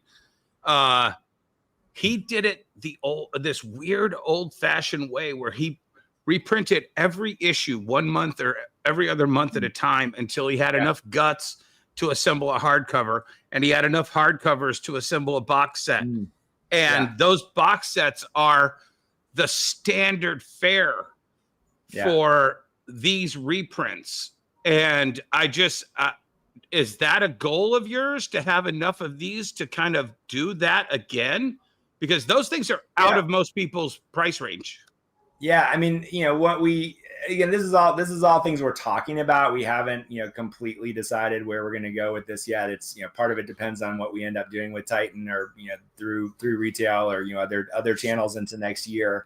You know, I think, you know, we talked. This was one of the things that came up with the AMA, and actually, I want to pick your brains about this a little bit too. Is, you know, the balancing act between, you know, some of the things we talked about, having the print run be low enough for it to be collectible, you know, making sure that, you know, anything we do is distinct from, you know, this initial Kickstarter edition, the first printing, you know, being able to balance the collectability and the specialness of what this is for the earliest adopters. You know, I'm a big early adopter. I have a ton of appreciation for everyone here that has backed the project, that, you know, is kind of in this initial cohort. Then looking forward, there is also a part of me that, you know, as I said, I've fallen in love with this material. I want as many people to experience it as possible. Well, that's why you play into what you've kind of played in, like, and you've mentioned this, and this is where this is some good advice, I think. You have printed the guts. The guts is what is what you're proud about, right? You're proud about the guts and the original covers. nothing to do with the fluorescence or the variants or the silvers. Like, you want it to have be closest to the facsimile as original. That's what you should be proud about the most. Now, 100%. that stuff is okay to print extras of. I get that. But when it comes to the silver covers, the gold covers, the fluorescent covers, all these little extra covers, those should be for the limited collectors, right? Those are the things that key in on those limited collectors. That makes them happy. The guts and the regular printings are what you should be proud about and that you should print more of. Now, if you get picked up by another publisher, the important thing is that you're not just putting out something that any publisher could put out, right? 100%. You know, the closest to the feel and everything, that is your key selling point. Now, those are to get into the hands of the people who just who love the comic and will love the feel and the read and everything. For the collectors and everybody else that wants to have the limited stuff, that's where your variant covers come in. If you were ever to get other artists to come in and homage covers, you do those on a very limited print run, and the big prints are the original material. That is the important thing. And you will be showing an example to the other big publishers, Marvel, DC, all these big publishers out there that just throw darts on a wall to choose which covers are the ratios, which covers are limited. Like, that is where the disconnect is. You want to get the product in the hands of everybody, and that product is the original feel of the paper, the smell, the feel of the covers. But for the people who want the limited stuff, that's where the variants come in. That's where the special comes in, the glow in the dark, the whatever.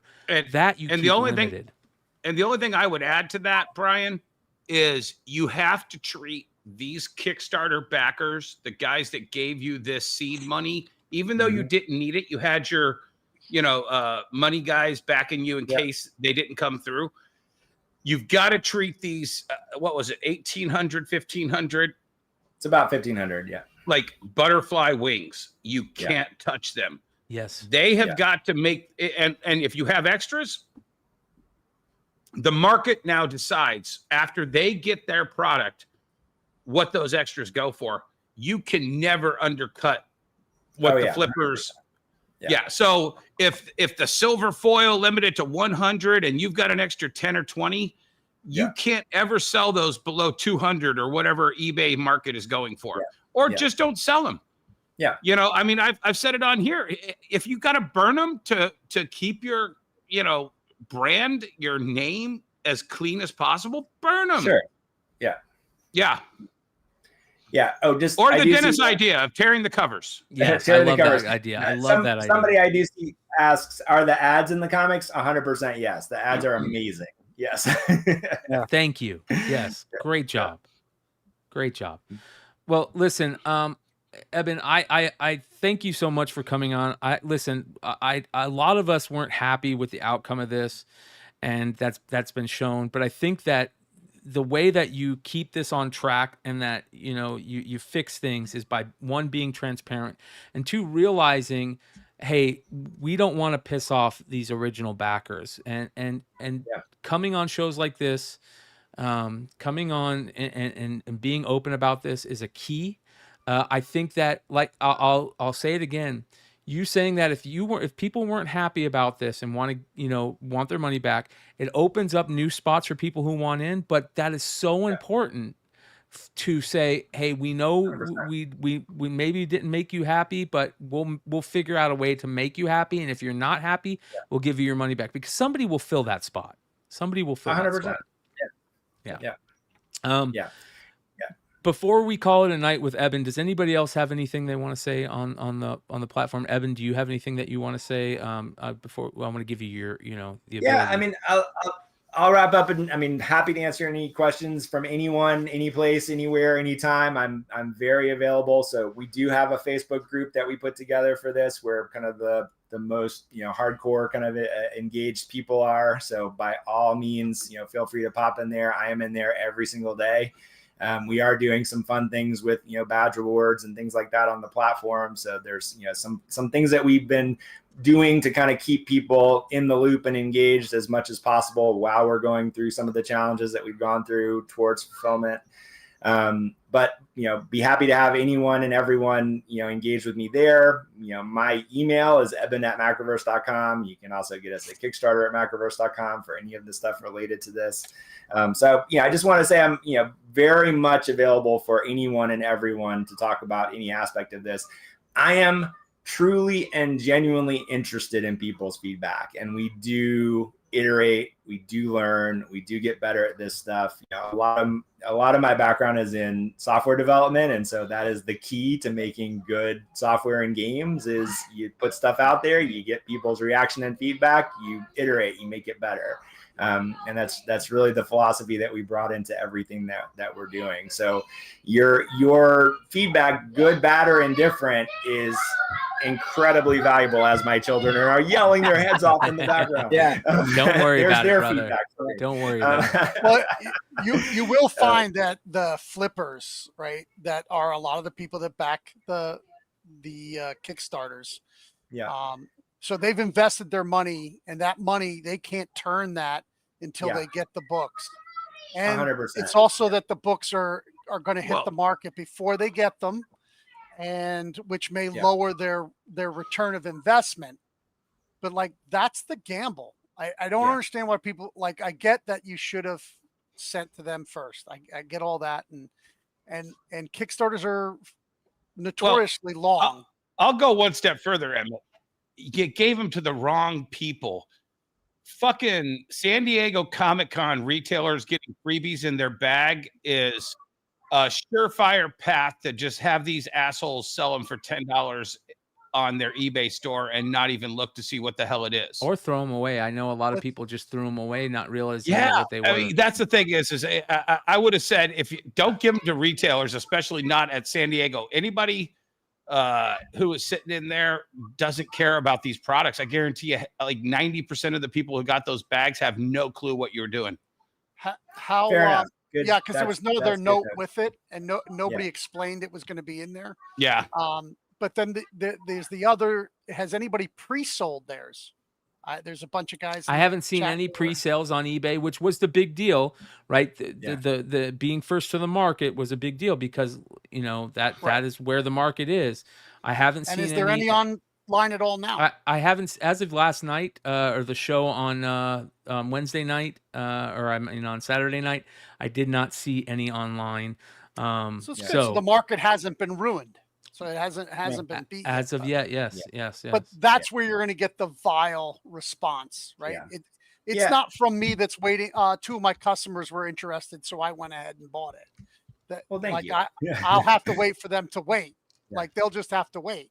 It's the guys who have invested their nut that they're using to, finance the next thing. So they need their cash flow back. That's where you get that vile response. Yeah. I mean, I do appreciate that. And, I see in the comments here, Red Hood Comics, I think you asked about how to get your money back. So yes, Kickstarter at macroverse.com. I am sorry for anyone that has been, frustrated or upset by this. It is certainly not our intention. This last couple of months in particular, everything up to this point has been about getting this done and out the door into, printing, shipping, fulfilling into people's hands. I think, what happened around San Diego has been a piece of this that I honestly did not expect or think through in this way. And so I'm glad we're having this conversation. I will say, believe it or not, I really do want the feedback. It doesn't necessarily mean I'm going to agree with all the feedback. So that doesn't mean tell me what you want and I'm absolutely going to do what you want, but I still want to hear it. And I think there is a important distinction there to be able to have a dialogue with the people that have supported this, that, are invested in it, that care about this. I am here for that. I want the conversation all day long, and hopefully we can come to something that is the best outcome for everybody. My one of my co-founders has been my writing and creative partner for 25 years. And the only reason we're still friends is we got to a point early in our creative relationship where we were like, if you think this, and I think this, and we can't agree, we're both wrong. There's some third answer that we haven't gotten to Everything yet. in this world we live in is gray. You're 100% right, Eben. Yeah. We might think we Yeah. know the answer, but we don't know the answer. Everything in this world that we live in is gray. And listen, I can't thank you enough for just be willing to be transparent, and that is important for your brand in this day and age of brand marketing, and especially in the world of comic books right now. So listen, this was a great idea out the gate. It was a home run in my opinion. We'll see how it works out. Moving forward is very important to keep your word on the things that you've said that you were going to do. 100%. And listen, you've got a spot on the show to jump on anytime to update people on this. And we're going to be, obviously, just like everybody else, we're going to be keeping an eye on this, because if this works out and you're able to move this to a publisher like Titan, that step is going to be under a microscope. And just so you know that, like, that's a big deal, that if you do decide to distribute this to comic shops and retailers, make sure that you talk to a lot of people that, you know, can give you this type of information. It's very important to have people in your lives that say, hey, this is not the way to go about it, and you trust that opinion. So no, I appreciate that. I'll take you up on it. Yeah, absolutely. Thank you, man. We appreciate you jumping on, and like I said, we'll keep an eye on this, and you know, you got a spot on the show anytime, and thank you for being as transparent as you have. No, I really do appreciate you guys having me on, and being able to talk about it. There's definitely more to come. Awesome, brother. Awesome. All right. Thank you, Eben. We'll see you next time, and we appreciate your help. Thanks, guys. Okay.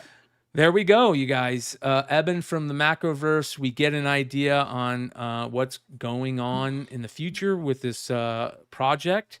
I think that was very important for him to come out and say, this is when we're seeing to get books in hands from these people. Hopefully within a month, you'll be getting your books in hands. I know there was a lot of people out in the UK and continental in Europe that were saying, hey, we haven't received our annual yet. You hopefully got your answer on that. Keep us updated. Shout out to everybody in the UK and continental Europe that, you know, have been saying we haven't gotten ours yet. Let me know if you get yours. And I think that was a pretty decent showing and a good update from them. It's definitely better than that AMA that they had earlier. You know, at one point, I want to bring up, someone asked about them posting a $10,000 goal, hitting 400,000. That is a Kickstarter secret that everybody does. If you put down a low number, as you start beating that percentage increases your positioning on Kickstarter. Yep. So if you got 10,000 as your goal and you do 100,000, you're up, you know, 900%. Front page. Exactly. And so that's why that happens there. I think one of the big things he's going to learn is you can go to printers that print less than 2,000. I think that was the biggest thing I took away from this, was he's going to have to search out printers that can print better on-demand numbers, not a set number.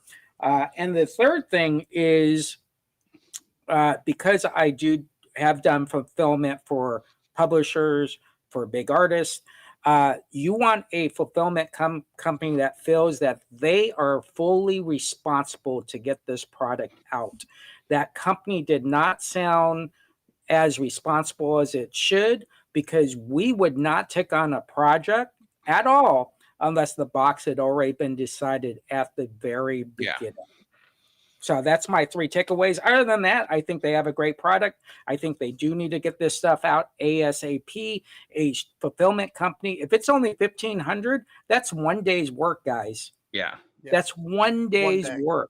Yeah, we used to ship out. We used to ship out 1,500 in a day when we would have a variant pre-sale, and you know that was T-mailers. That was, now this is a little bit more collating, sure, but you know, and bagging, boarding, etc. But we could ship out 1,500 in a day, you know, of a regular variant. It's having the system. You have the setup, you do it right. Yeah, exactly. So I think at the end of the day, well, and one thing that Emmett, I could never get in. Emmett, take a smell real quick. I want you to open one of those. And I did. I smelled it. Yeah. And well, it doesn't smell like a 70 or 80-year-old comic, but it smells like a brand new newsprint. You smell the ink. Okay. It Okay, has a then, really yeah, I good just, comic smell. it's here's the thing. I think there were lots of little things that, if they had a little bit more time, to get this, but I'm sure they wanted to get this printed and ready and out, Jesse, I definitely think those boxes should have been printed before the comic books even went to the printer, so that they were waiting. It's the number one priority for any fulfillment company to have the boxes, the paper, and the bubble wrap in hand before you even start. Someone had asked if a customer had ever reached out for me doing a fulfillment. We handle the fulfillment all the way down to handling all the questions, all the issues. The publisher should not have to answer that unless we feel, hey, that publisher needs to reach out and apologize or say, hey. And also the thing that they gave to retailers shouldn't have been the this fluorescent version, which was an add-on version. It should have, if anything, been a cheaper version. It should have been a normal version. Yeah. Right. Yeah. But I mean, hey, live and learn. The thing is, and the chat was like, God damn it, Dennis, why don't you go, Dennis on him?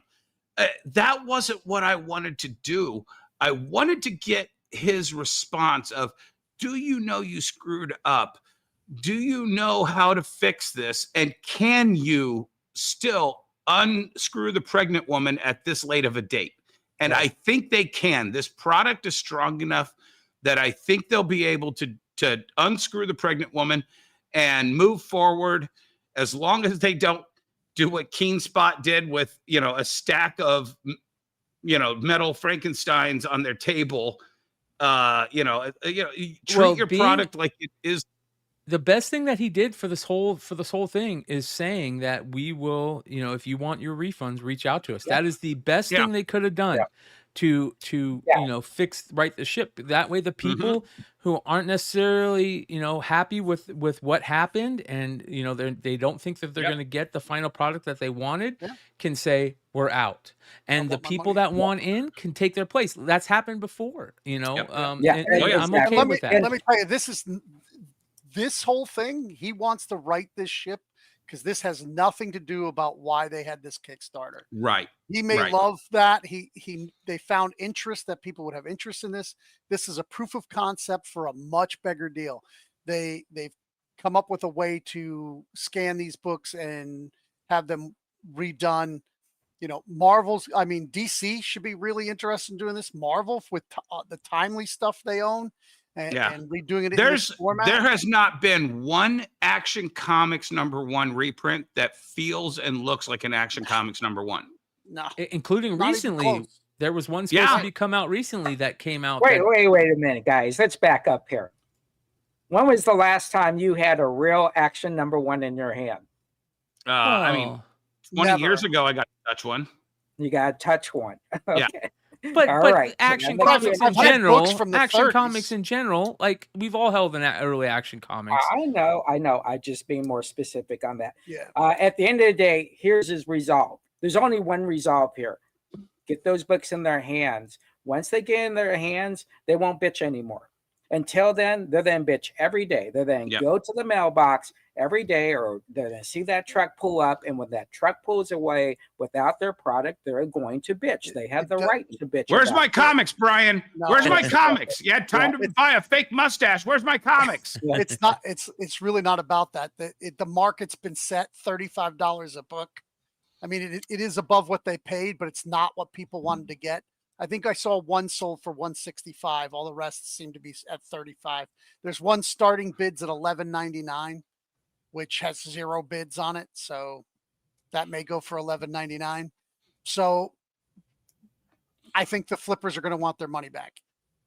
Yeah. And I understand that at this point. That's the only thing thing. But return of investment is not guaranteed. Right. Well, I would also limit that though, only if you bought that fluorescent level. Right. You know what I'm saying? If you bought it on the regular level, you're still getting something that you were promised. Right. You know, and that you wanted. You wanted, yeah. Right. That doesn't change any of none of this changes that. No. Someone had asked about Kickstarter's responsibility. Kickstarter's responsibility is to create a platform for people to make justification of selling their projects. So that's who's responsible for it. Kickstarter just gives the platform. It's just like Brian, when Brian says views and opinions are those of the host and not that of XYZ. So let's go from not criminal robbery to actual criminal robbery, though. Yes, there's been multiple stories over the last couple days about people having their places broke into, right? I mean, this is nuts. One of these is close to home for me, guys. Yeah, let's go ahead and show this. This is a recent news story. Here we go. Well, this is no joke. Comic books stolen from a Madison Heights store over the weekend, and now police are searching for the person responsible. Fox 2's Robin Murdoch with details. Madison Heights police have a comic book caper on their hands. Right now, they're working to figure out exactly who broke into the comic book store right behind me here and got away with thousands of dollars worth of very expensive merchandise. We're talking about close to a dozen comic books, and these are very high-priced comic books. I want to step out of the way so we can give you a good look at the damage out here. You can see the owners have now boarded up the front of the business with plywood. Again, this is a result of the break-in over the weekend that happened early Saturday morning, just before 6 o'clock. And this is at the Comics and More store right on John R. near 12 Mile in Madison Heights. The suspect apparently busted out the glass in the front door to get inside. We're told the suspect, who was dressed all in black, spent about 2 minutes in the shop, and that was all the time needed to grab a bag of very expensive comic books. How far is this away from you, Dennis? It's a good 35 to 45 minutes from me. Where I used to be, it was about 25 minutes away from me. Madison Heights is not, so guys, I know Detroit, everybody thinks it's M&M, 8 Mile. Madison Heights is not 8 Mile, okay? Madison Heights is a fairly, I mean, literally a block away from here is 5 really fancy upscale restaurants. Is a very active mall about 2 miles away from this. It is not Detroit proper. This is suburb of the suburbs. Gotcha. All right, here we go. Okay. And that's why you look at that window and that's just all glass. Yeah. But it's like what Jesse and I were talking about 3 weeks ago. Every jewelry store I know takes all of their jewelry out of the cases and puts it in a vault or moves it to another place until tomorrow morning when it all comes back. Yeah. It's a pain in the ass, but I have to do it every night. Yep. We've got to start pretending like our stuff is valuable and start putting, you know, cages on the windows and merchandise in front of the glass. But let me tell you, they have tools now to tell this guy's height, match his. These guys case the joint. Oh yeah. That guy had. Well, he's by himself, and he only took like 12 graded books. Right. So he definitely was targeting something in that case and went right for it and got the hell out. Well, there was also another store right around the corner that got hit. Another comic store. This was a Pokemon, was a card store mainly, but another comic store got hit recently. Well, no, it's so the Comics and More is a comic shop, mixed media, lots of toys, lots of comics, you know, games, etc. The other store, I think, and I've never been there, is a newer store that was specializing in Pokemon and probably Magic as well. And when you look at that floor plan, Jesse, that tells you everything you need to know. That guy has only been in operation for a couple months. Yep. Exactly. So I don't know anything about that store, but it kind of looks like what do you call him, Emmett, in your viral TikTok? Comics Bros, Pokemon Comics Bros. I think that was a Poke Bro. Yeah, I think that, or either that, or he misunderstood the ADA rules. Yeah. Maybe he thought it was 40 feet between counter and the next day. He just doesn't have I'm sorry, but you know, I mean, but it's serious, guys. I just did a show over the weekend. We put every valuable card in our case in the morning. We packed up every valuable card in the case every night. We took photos of the booth before, at the end of the day, and at the beginning of the day. And, you know, you've got to pay attention. You've got to take responsibility. I go back to Gunny Sergeant Harlan, who says, if you guys didn't leave your locker boxes unlocked, there'd be no fucking thievery. Yeah. Yep. Yeah, there you go. Yep. But it's happening all over. How many did I send you, Brian? 2. I sent you like 4 today. No, Yeah. this is Gem Mint. This is down the street from me, about 2 blocks down the street. Same thing. You know, at the end of the day, it's if you don't understand the value you have there, other people do understand the value you have there. And it only takes a minute to 2 minutes and they're out the door. I'm very lucky. I have security in my mall from midnight to 7 a.m. and they're literally parked right in front of the store. So we're pretty safe, but they could still come through the ceiling. They could still come through the back door. We're still going to take all our product and put it in back. It's just part of the business. And, you know, it is what it is. It happens all the time. It's just, we have seen a rash of this a lot. Here's the problem, and I just thought, will insurance cover the store? And we'll all laugh because we've all had moments. Yes, they will totally cover it if you had an itemized inventory list of everything that was in that case, and you can prove that that was one that he threw into that case. On top of it, it depends on the insurance that you have. Right. So if you have insurance, if you just have blanket insurance for your store, you're screwed. Blanket insurance for a collectible store is, all right, that ASM or that AF-15 has 15 cents on it or 12 cents on it. That's what you're then get, 12 cents. Well, so you actually have to get antique collector's insurance. And then like Dennis says, you have to keep inventory constant. Well, and you look, guys, every one of these guys smashed a window. And if both of these guys can back me up, that window is going to cost $1,000 to replace. Exactly. 100%. I just replaced that.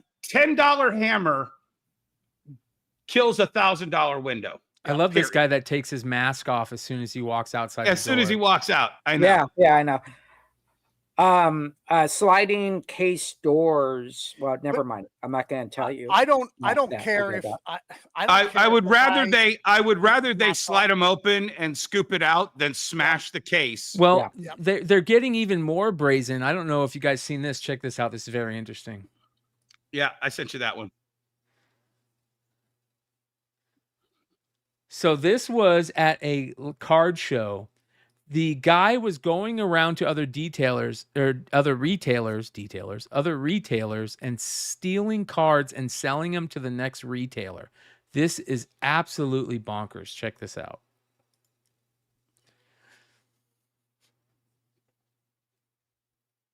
Hey, brother. Remind me again, Quentin? Taking in the Bubble Mew, Paldean Fates, and a bunch of singles for the stream. Appreciate it. Adrian. Yo. Can I still Bubble Mew? Yeah. Oh, yeah, because oh my God. Asked. From who? From that guy over there. No shot, dude. Huh? I have it on camera. I go over there. I'll put him over here. So he literally stole it from the guy over here and sold it to this guy over here. And he did it to multiple. Check this out. This is crazy. Here. This is yours? Holy shit. Is it?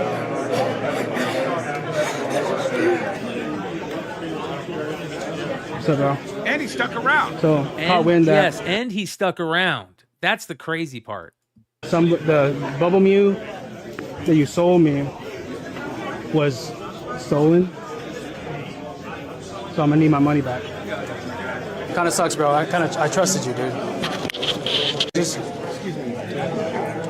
I don't have anything in this, but I just watched this gentleman throw that card in the trash. So the guy found out he was being watched, and the card he just stole, he threw in the trash, and this guy saw him do it and walked it up to him. This is such a crazy story. I don't have anything in this, but I just watched this And then film. the exhibitors, the show owners did the right thing here too. Yeah. But I honestly think they should have went one step further. Yeah, press charges. Another one. This gentleman right here. Because they don't want the bad press. Well, where's this go from? Where's this come from? You guys have to leave because we have proof that you stole from multiple people. She should have waited until she found out where that card was stolen and what other stolen stuff he has in his. Right. You got to look in his case immediately. I would have took his whole case. Yeah. I just would have took it out of his hand Yeah. and said, fuck off. Yeah, we're going to call the cops until the cops get here. Then you get your stuff back. Yep. You're not welcome at the show anymore. And if you're not willing to leave right now, we're going to call the cops and push charges. Like, you let that guy leave without pressing charges. How many other cards did he have in his case? Yeah. And what other shows and did I he go watched to? Yeah. I watched I've watched tons of this guy Rattlesnake Pokemon, who I think has the best coverage of all of the thieves that kind of go in that realm. There's and these guys, I wish I could do this videotape thing that they do at the shows. I don't know how to do that. My kids tell me they don't know how to do it. I think they're just lazy. But they'll put their binder on top of your binders, and then when they go to pick up your binder, they slide a card out and lift their binder, and oh my God, and it's so brazen. It's kids. It's kids. Yeah, it's crazy. Because we've made everything about the money. Yeah. Kids Well, it is. Did you see him wearing his bandolier fanny pack? Pokemon bro, man. He's in the clan now. Yeah, dude, it's very interesting. So we'll see how that continues down the line. If we're going to see any changes. The worst part is if you catch, you won't get your stuff back for almost ever, if even if they catch the guy. So like, and that's if you get the cops. And that's if you could get the cops to give a shit. I mean, yeah, 100%. We caught so many people dead to rights and got them with the cops, and the cops let them go. And they never, the prosecutors are like, oh, it's just funny books. You know who his mom is? Yeah. There wasn't enough money. It's constant. Amen. Amen. Yeah. So you got to be careful out there, guys. You just got to be careful. Well, we've been absolutely Judge Dredd time. Yeah, we've been. It's been con season as of late, and it is going to continue until the end of the year, obviously, and then it'll start back up again. The con season is rolling right now, and there's even little cons that are going on. Jesse, you had a little con by you not too recently. Yeah. Explain this. Yeah, so, you know, it is funny because I was asked to speak at this convention, and I got to speak to a whole bunch, which I completely forgot to take a picture of, which is amazing. I got to speak to a whole bunch of young entrepreneurs on how to open up a collectible store, not exactly a comic book store, but most of them were asking about comics. And it was very interesting to hear their questions. And most of them being live streamers and trying to explain the difference between the two. So I got to do that. I already knew Amy Chu, so I got to see her. Dan Didio, awesome. Probably needs to learn how to bag and board his stuff. Jim Starling took me 43 years to finally get an autograph. Now, I'm going to tell you, Dennis, you know Jim, right? You're on mute. Muted. You're on mute. Am I on mute? No, Dennis. No, I was on mute. I was on. Who muted me? Not us. Oh, okay. Jim graced me with his presence at our first Detroit convention because it was a resurrection of his first convention that got him his first job in the industry. So that was just such an honor for me to be able to bring him in for my first convention back to Detroit. Yeah. Very much a wise ass. No Yes. matter what someone said in front of him, he had this wise ass response. I said, when I came up, I said, you know, it's only taken me 43 years to finally get to meet you, get an autograph, XYZ. He goes, oh, you know what? I'm going on my break. I'll be back in about 2 hours. Right? I'm like, F you, dude. So anyways, that's had this fun stuff. Now, where I was disappointed. Now, Tampa Bay convention was a great convention. They do need to work a little bit on parking directions to get to the convention. It was a lot of non-comic book booths. You really had to jump in and find the comic book areas, which is fine because that's most conventions. But most conventions kind of say, okay, comics are over here. They kind of spread this out quite a bit. What was kind of disappointing was I'm walking and I'm seeing these voice actors, and they literally these Japanese voice actors had hundreds of people in line. And so I get to the end and Winkler's just standing there, and I'm like, well, he probably isn't signing yet. So a lady walks up and she goes, do you have a question? I go, what time is Mr. Winkler signing? Oh, he's been staying here for an hour. Get out of here. No one was in his line. And it blew me away that this guy was standing there. So anyways, I got to meet nicest guy I have ever met in my life. By far, I can't even think who is second place. So I sat there and talked to him until finally someone else walked up. But it kind of tells you about the times, right? It's generational. You got the young kids and the voice actors line, and you got old people like myself, gray bearded, walking up to Henry Winkler, right? And but it was awesome. And I will tell you, until Dennis kind of said something to me about Sergeant Slaughter, where I was like, so it's Sergeant Slaughter. I'll see him next time. Dennis, like, you gotta get it now. And you know, he's coming to my local show here in Monroe, Michigan in September. Yeah. And I'm just like, damn it, don't F this up. Yeah. Universe, exactly. karma, fate. Exactly. So, you know, I've was with him, and then William Shatner a month and a half ago or 2 months ago, and now this, and now it's, I don't hesitate anymore, you know, at this point. So I think at the overall, the con did very, very well. You can see the swing of generations and who is important, who's got the bigger lines, who's got the smaller lines, who wants to sell something, right? Seeing a lot of people head down, doing art, not looking up while people are looking at their table was something else that I noticed. Tickets were cheap. So at the end of the day, it was fun. I think it was very fun. We have a small con next week in my city, and we're going to have fun there. We have the famous tent sale. That is some gentleman out in the middle of the forest that does this sell, 50-cent books. So crazy stuff. But that was my Tampa Bay convention report.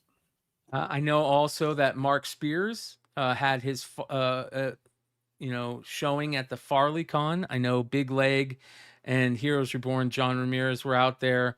As well as James from Hive. We had Mark show up on the show on Saturday night.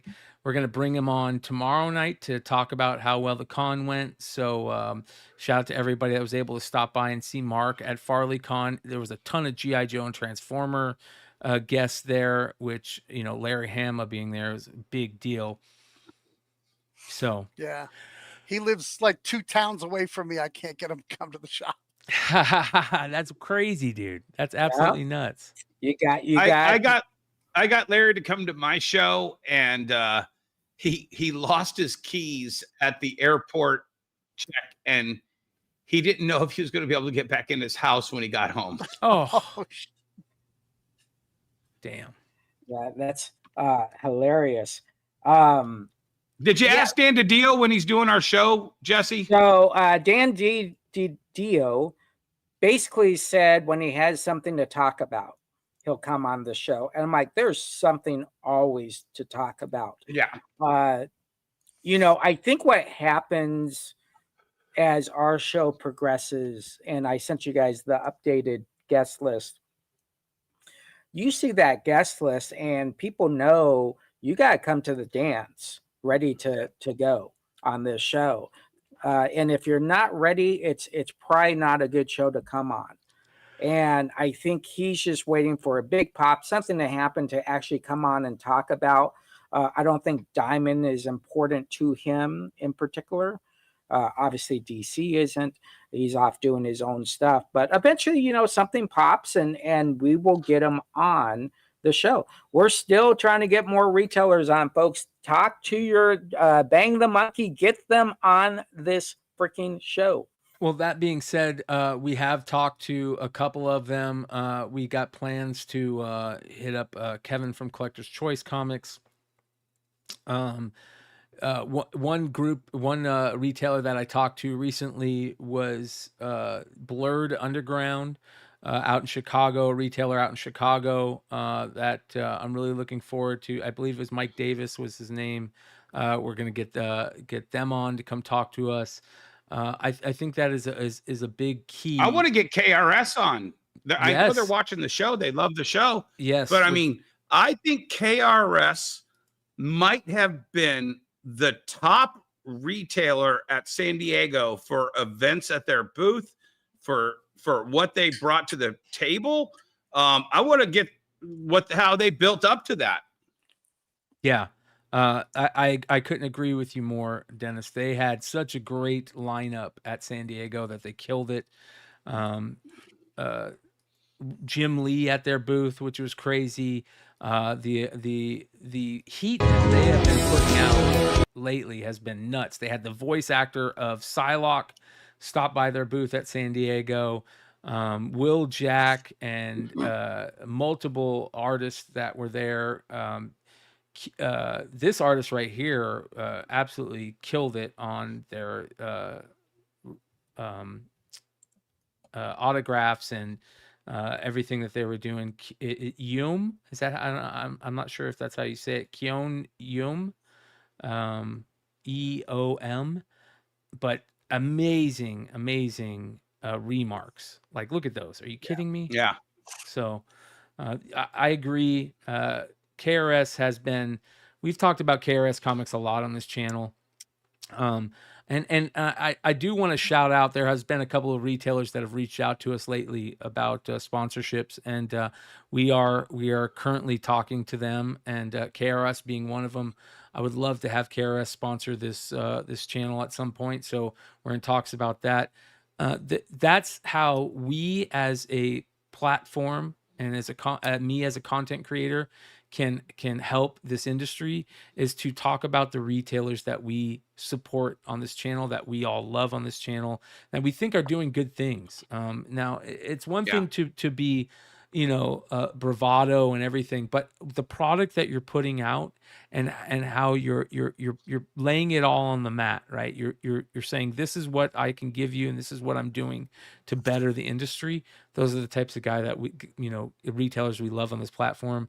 KRS is definitely one of them. I know Comics, Sean Udaku at Comics Elite. Obviously the guys on here, Jesse James Comics, Wonder World Comics, Haven for Heroes. Those are the guys that we love to talk about and champion. And there's more of you out there. Blurred Underground. I love talking to them at the Ignition Press event and at the Bad Idea event. Most Wanted Comics and Corpus Christi, Stephen Fuentes coming on here and showing, less than 5 years in this industry, being a brick and mortar shop, how important he is to his community. Those are the things that we love about the industry of comics and the up and comers in this industry.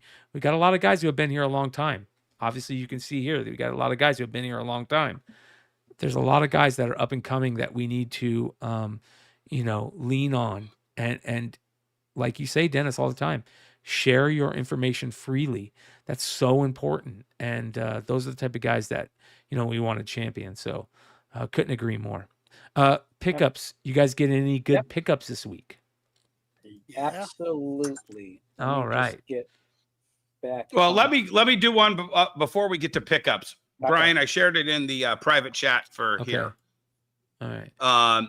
So I did a little brand new convention, and I want to break it down just a little bit. So I see this pop up. I got a flyer for it, and I immediately reached out, and I'm saying, hey, I'm interested.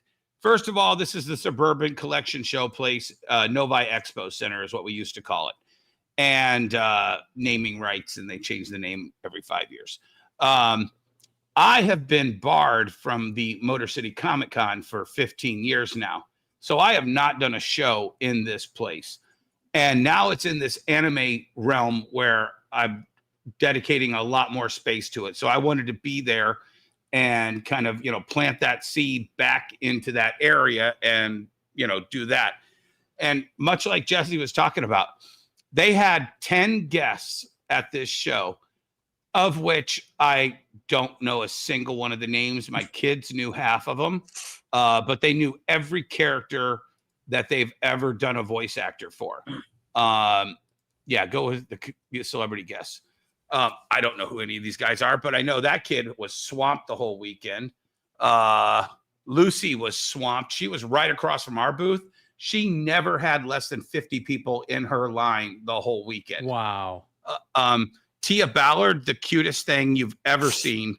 And she has this voice, and you can tell it's one of those voice actress voices where she is never going to change that voice.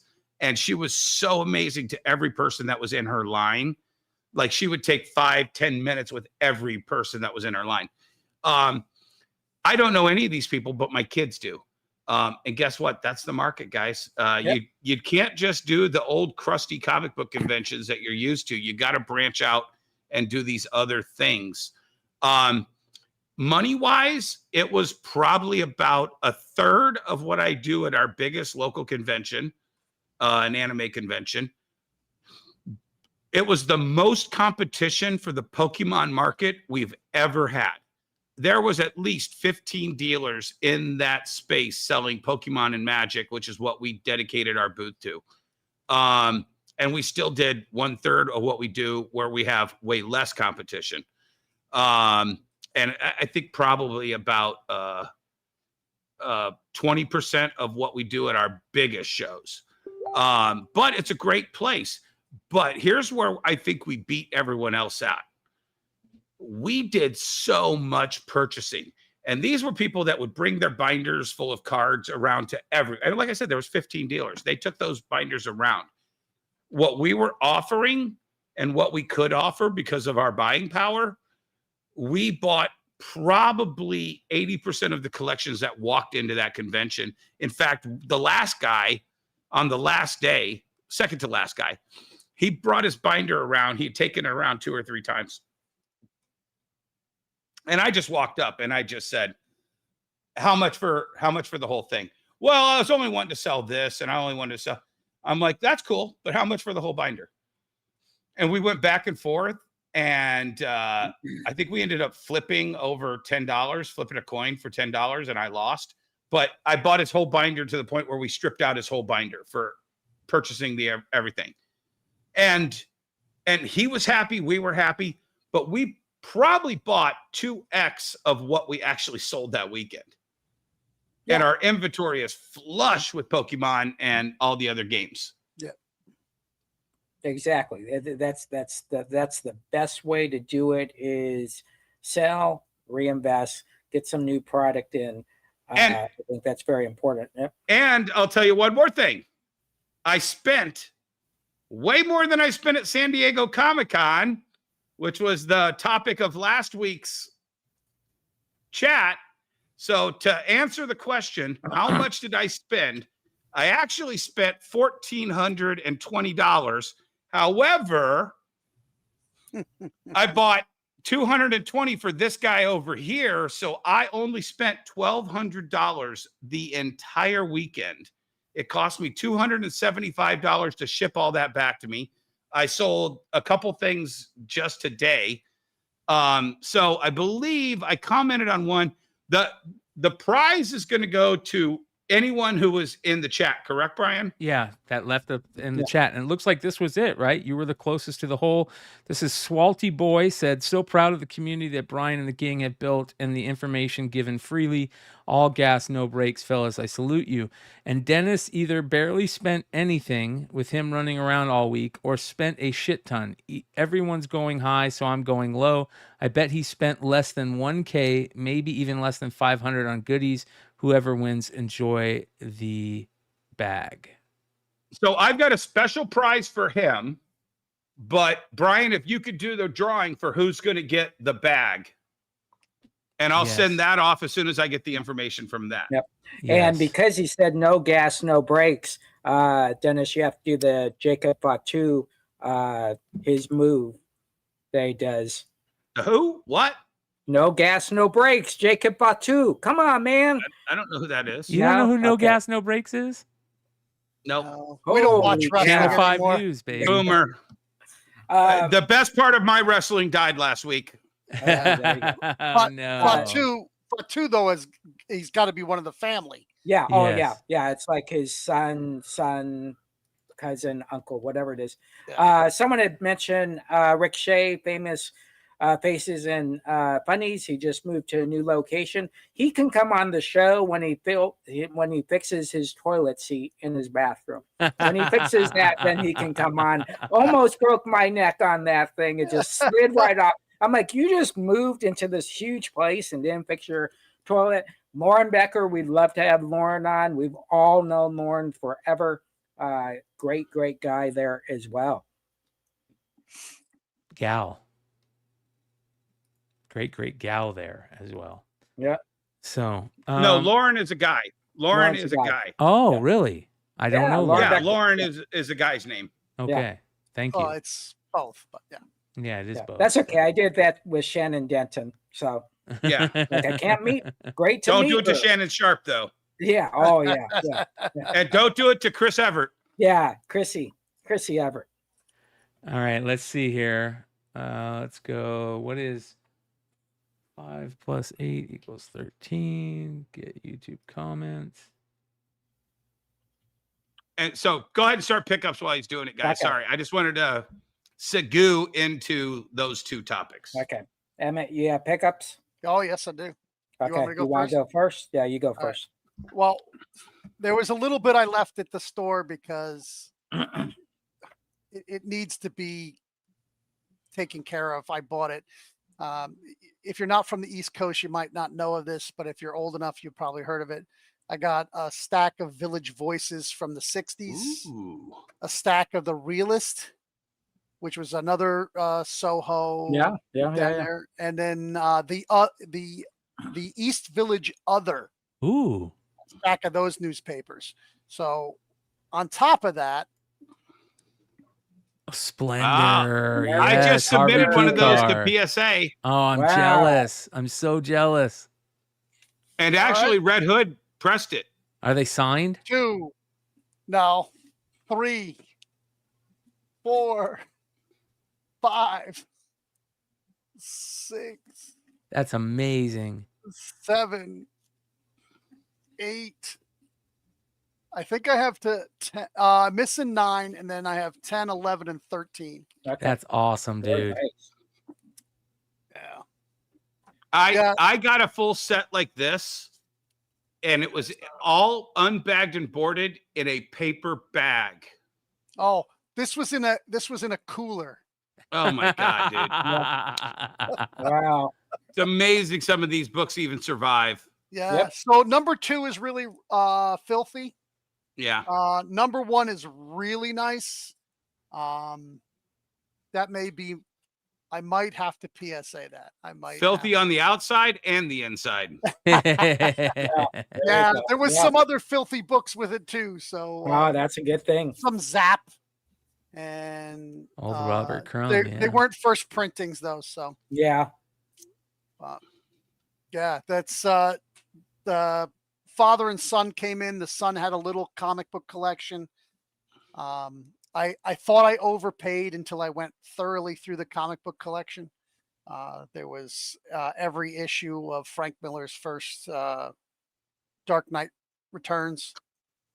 And after I started doing some investigation on the other and the realist and the village voice, yeah, I'll do all right. So I'll jump in real quick. So I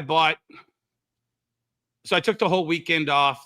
Friday setup, Saturday, Sunday convention. Monday, I came in Monday at 12 o'clock. I had a steady line of 7 people at both stores, 2 at one store, 5 at the other, of just collection. Yeah, I bought a lot this weekend too. And I bought a Magic collection and a Pokemon collection. And my Pokemon girl took Monday off, so she wasn't there. So I had to buy this blind. And I went through and I thought I made a pretty good offer. But apparently I went way too low on the offer. The guy walked away and he was very happy with what I offered him. She went through this and she's like, how much did you pay for this? And I'm like, well, I paid this much because of the first edition commons. And I paid this much because the unlimited, hollows. And I paid this much because he had a couple first edition of Jungle and Fossil. And she was like, what'd you, and I told her, I paid $160, $165. And she's like, well, this is a $100 card and this is a $25 card. And so I slightly underpaid on that. And then my Magic guy looked through it and was like, this is junk, dude. You overpaid. And I was like, oh, okay. Wash. Yeah. Well, hold on. And then I flipped through and I'm like, wait a second. Isn't this a good card? And they were like, oh, yeah, that's an overgrown tomb. Original overgrown tomb. This one's a little worn, but it's still a $90 card. And I was like, okay, so I'm evened out. Yeah, there you go. It only takes one in collectibles. Oh, yeah, exactly. Awesome Sauce Radio. CM Punk. Loser. Yeah, but I'm at so least glad. he got to be in the main event, which was cool. Yeah, and you got to hold that belt for a minute. Yeah. So that was kind of cool. And then you got all that fakeness. And then that last 2 minutes was freaking awesome. But that's for another show. So is the writing getting better? Is that so the writing is getting extremely good, and the reason why is they decided to put everybody in groups now. So there's no really single guy out there. They kind of put them in 3s or 4s or 6s, and I think that makes it more entertaining. They're switching the titles extremely fast, so no one's really holding on to the title that much. And there's the one big thing that has changed in wrestling, you don't have jobbers anymore. It's two good people. They're all stars wrestling each other. And that's the big change in wrestling. I'll chime in from a total newbie perspective. I've had friend groups that were totally into wrestling, and I pop in and I watch it and I'm like, okay, you know what? I still see there's some passion here.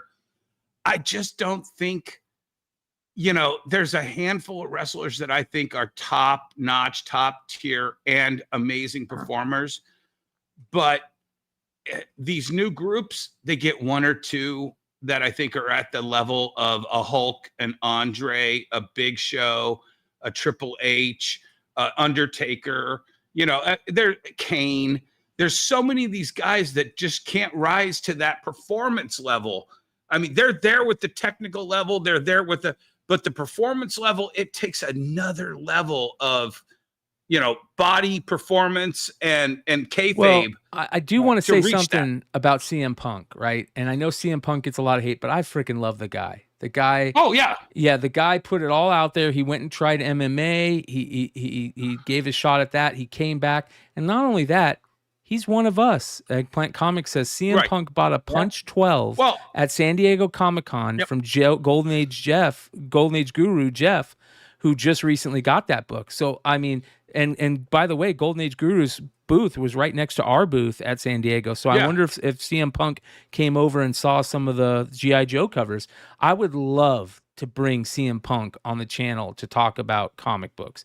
And that's what I love about the guy. I mean, he's very, very part of this community, and he's one of us, man. Well, and the thing is and I know I don't know shit from Shinola when it comes to this, but CM Punk was at his prime at a period of time where there were so many giant people in the lead, and it was all about the McMahon family, and he was never going to bust through that kind of Triple H, you know, all the shit that was going on, Rock, Triple H, all those infighting.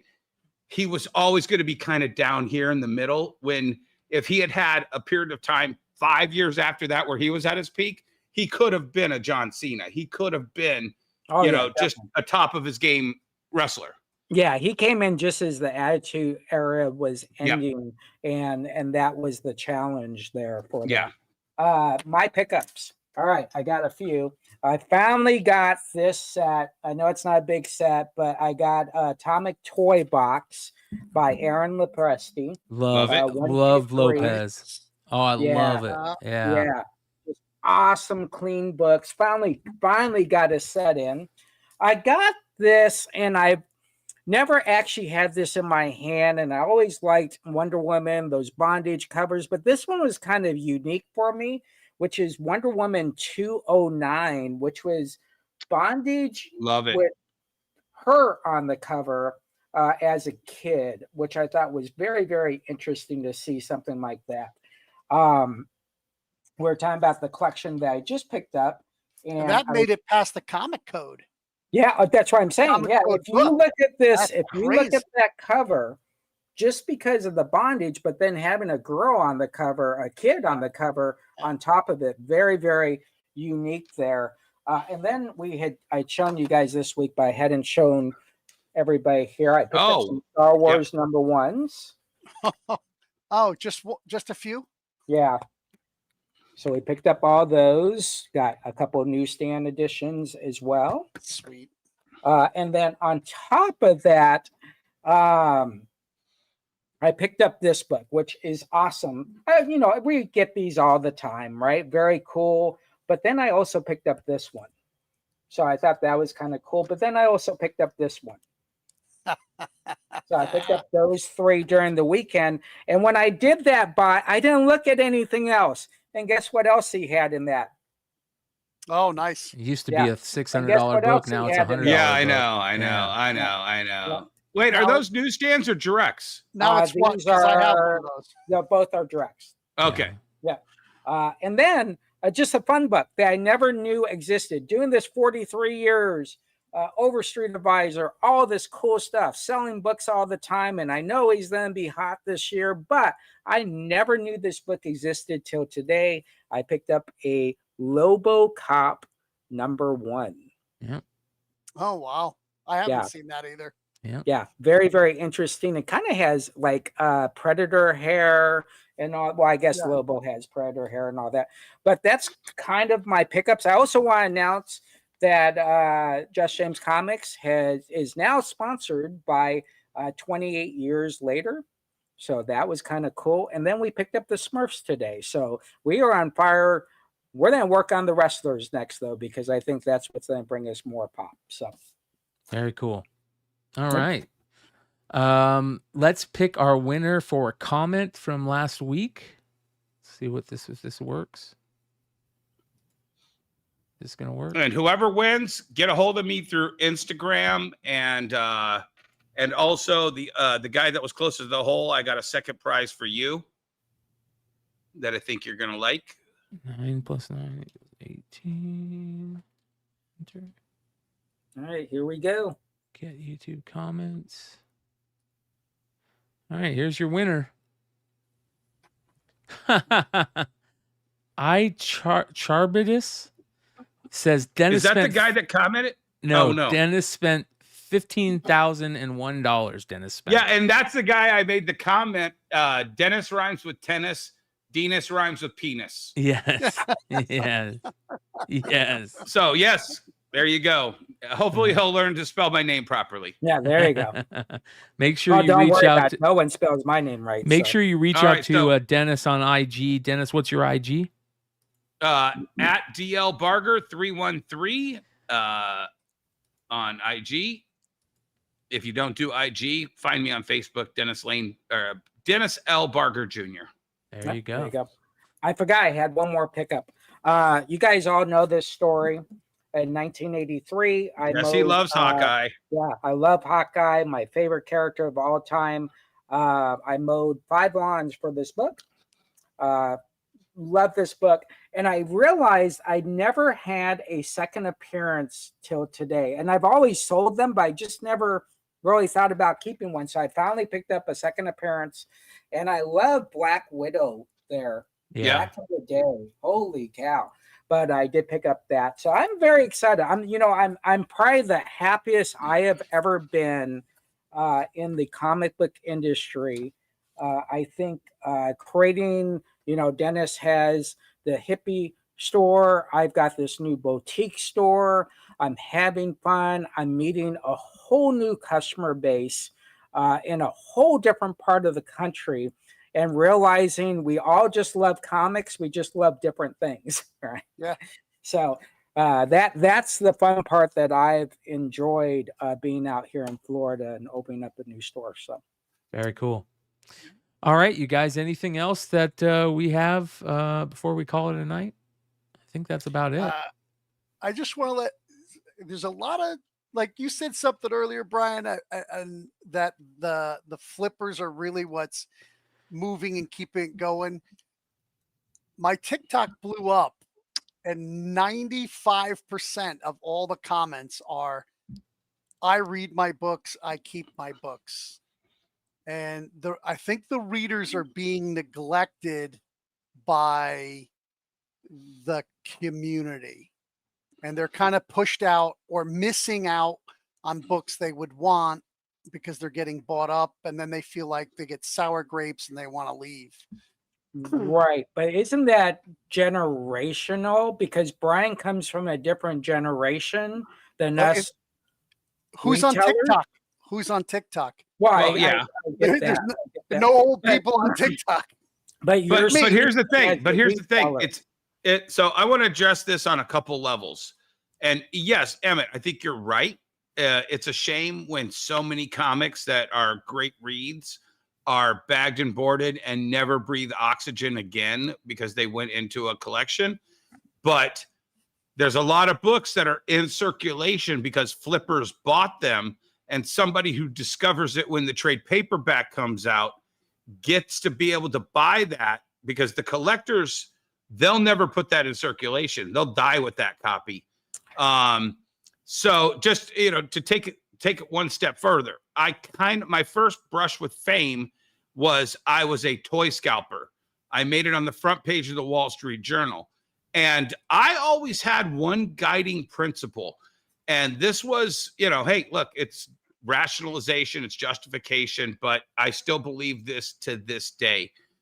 In the early to mid 90s, the toy collector community was gobbling up all of this stuff. You could not hit a good figure to save your life. And if you were a parent who had a 9-to-5 job and you get home and little Billy decided he wanted this toy and you went and drove to 3 stores and couldn't find it, I was the guy that was flipping these. I was the guy you could get that toy for your kid. Whereas the toy bros at that time were out there gobbling it all up and trading it with themselves and keeping the supply away from children. So there is an eco-verse where the flipper is necessary to help put that stock back in supply. Now, yes, it would be great if we lived in an altruistic world where nobody did any of this for profit, but the toy bros weren't going to sell it to mom and dad for cost. Okay. Right. Well, and we're not willing to sell at cost. What I'm saying is that it's the flipping has never been sustainable long term. If you want to do something for 20, 30 years and sustain your business, well, I'll tell you that gamble. I'll tell you where you're wrong. It's like all the exclusive people who didn't pay their bills. Right, gambled and gambled and gambled and But I'll gambled. tell you where you're wrong, Emmett. The flipping community in tickets for sporting events and the ticket scalpers, they have gotten better. They now control the market. They have the bots to buy all this stuff up, and then they slide over to the Lafufu or the Labubu craze, and they slide over to the Nike drops, and they slide over to the toy drops, and they slide over to the magic drops. Yeah. Yep. And the Pokemon Center drops. And their game is, and they've been sustaining this for decades, and they've just gotten better and better. So that's not that's not a single guy though. That's a but it's a large group of people though. That I think most people that are flipping comics are comic collectors to begin with. I don't think people just get into flipping comics and not be a comic guy. Oh, right. Hundreds. Yeah, well, we all there's a lot. Right. There's a lot. I've seen a couple YouTubers that I think are but I think for the most part, right from the shoe business. I think for the a most lot of people part, buying on Whatnot, they don't have any idea. Guys bring me in boxes full of graded books, and they're like, "Hey, how much can I get for these?" And I'm like, "Nothing. There's 7 5s of Daredevil, 230. You know." Mm-hmm. Yeah, don't get me wrong. I see that, but I don't think that the vast majority of people that are, again, this channel was built on the idea of being able to go out, think, get an idea of what's going to be hot in the next couple of weeks, flip it to get your grails, right? To get the things that you want. And I think the vast majority. When I was collecting, it was the same thing. I would trade, buy, and sell and trade. But that is not, there is a large number of flippers that is not what they're doing. This is their this is their hustle. This is their side hustle. But and Emmett, I'm just going to ask you a flat out question. What do me and Dennis do all day?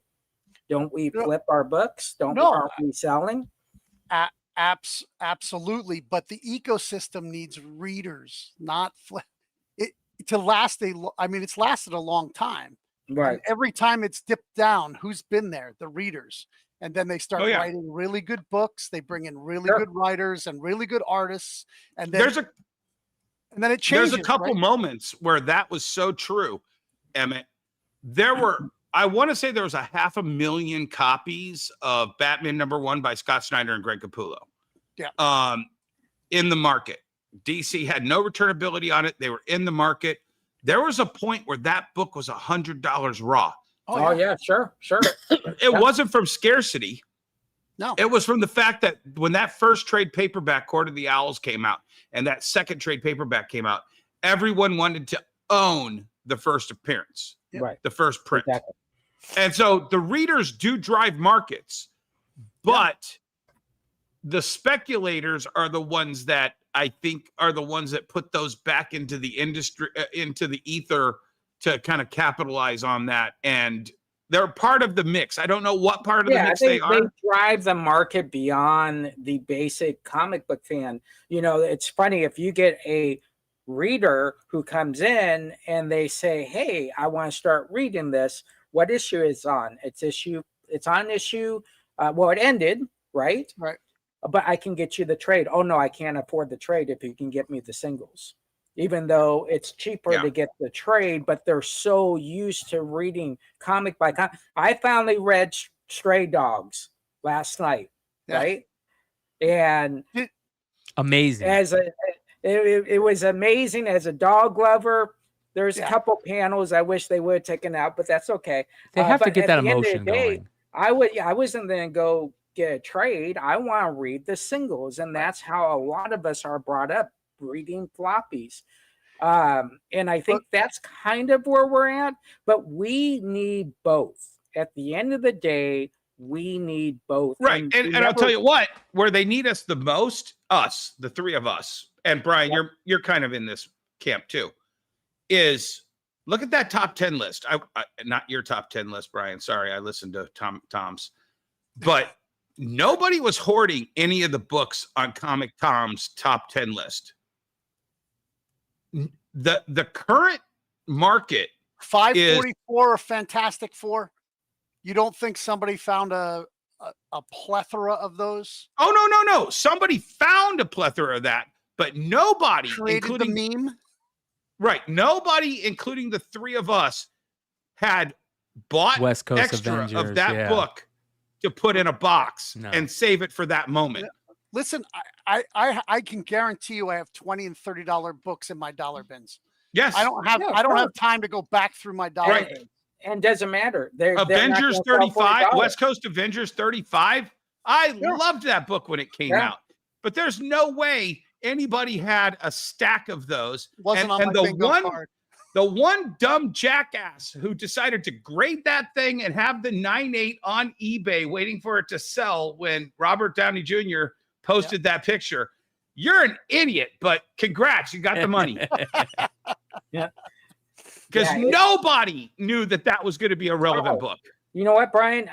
Did you? I sent you that Aussie link. Can you put that up before we leave? Probably one of the crazy investments. We had talked about this on the show about 4 months ago. Him selling his DNA on 10 cans for $450. I don't know where that's at, Jesse. Okay. It's in the group chat about 3 days ago. Yeah, it's 3 days ago. Now it's like almost $8,000, right? Yeah, $8,000. Last one just sold for $6,000. Someone had one for $14,000. He lowered the price on it a little bit, so I don't know where he's at now. But they made 1,000 of those, didn't they? No, they only made 10. 10. Oh, I thought there was I thought that he had like 1,000 of these cans. No, 10 signed, and all 1 through 10. So, there's stuff out there that people are going to spec on. I mean, no one did this because, well, maybe they did. I don't know. But we live in a crazy world. Listen, when someone passes away, the value of stuff goes bonkers. And so it's just the way collectibles work. I did want you guys did bring up Labubu. So we finally got a hold of a rep, and did you get approved? Go ahead, tell your story, and then I'll be right so back. We finally got a hold of a rep, and with all our accolades, we have everything our store has accomplished. We were turned down because we're a comic book store. Okay, so let me tell you this. I found a source for Lafufus. Okay.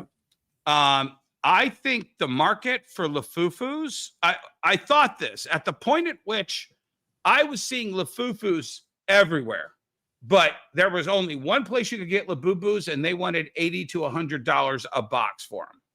At that point, I was like, I can sell 5 Lafufus at way less before I'll ever get that 80 to 100 for a real one.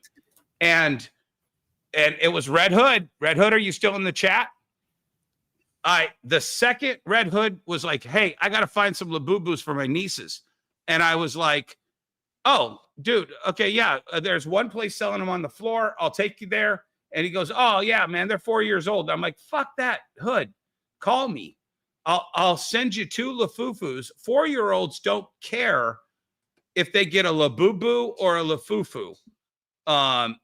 Just get a hold of me and I'll shoot you 2 of them down for your nieces.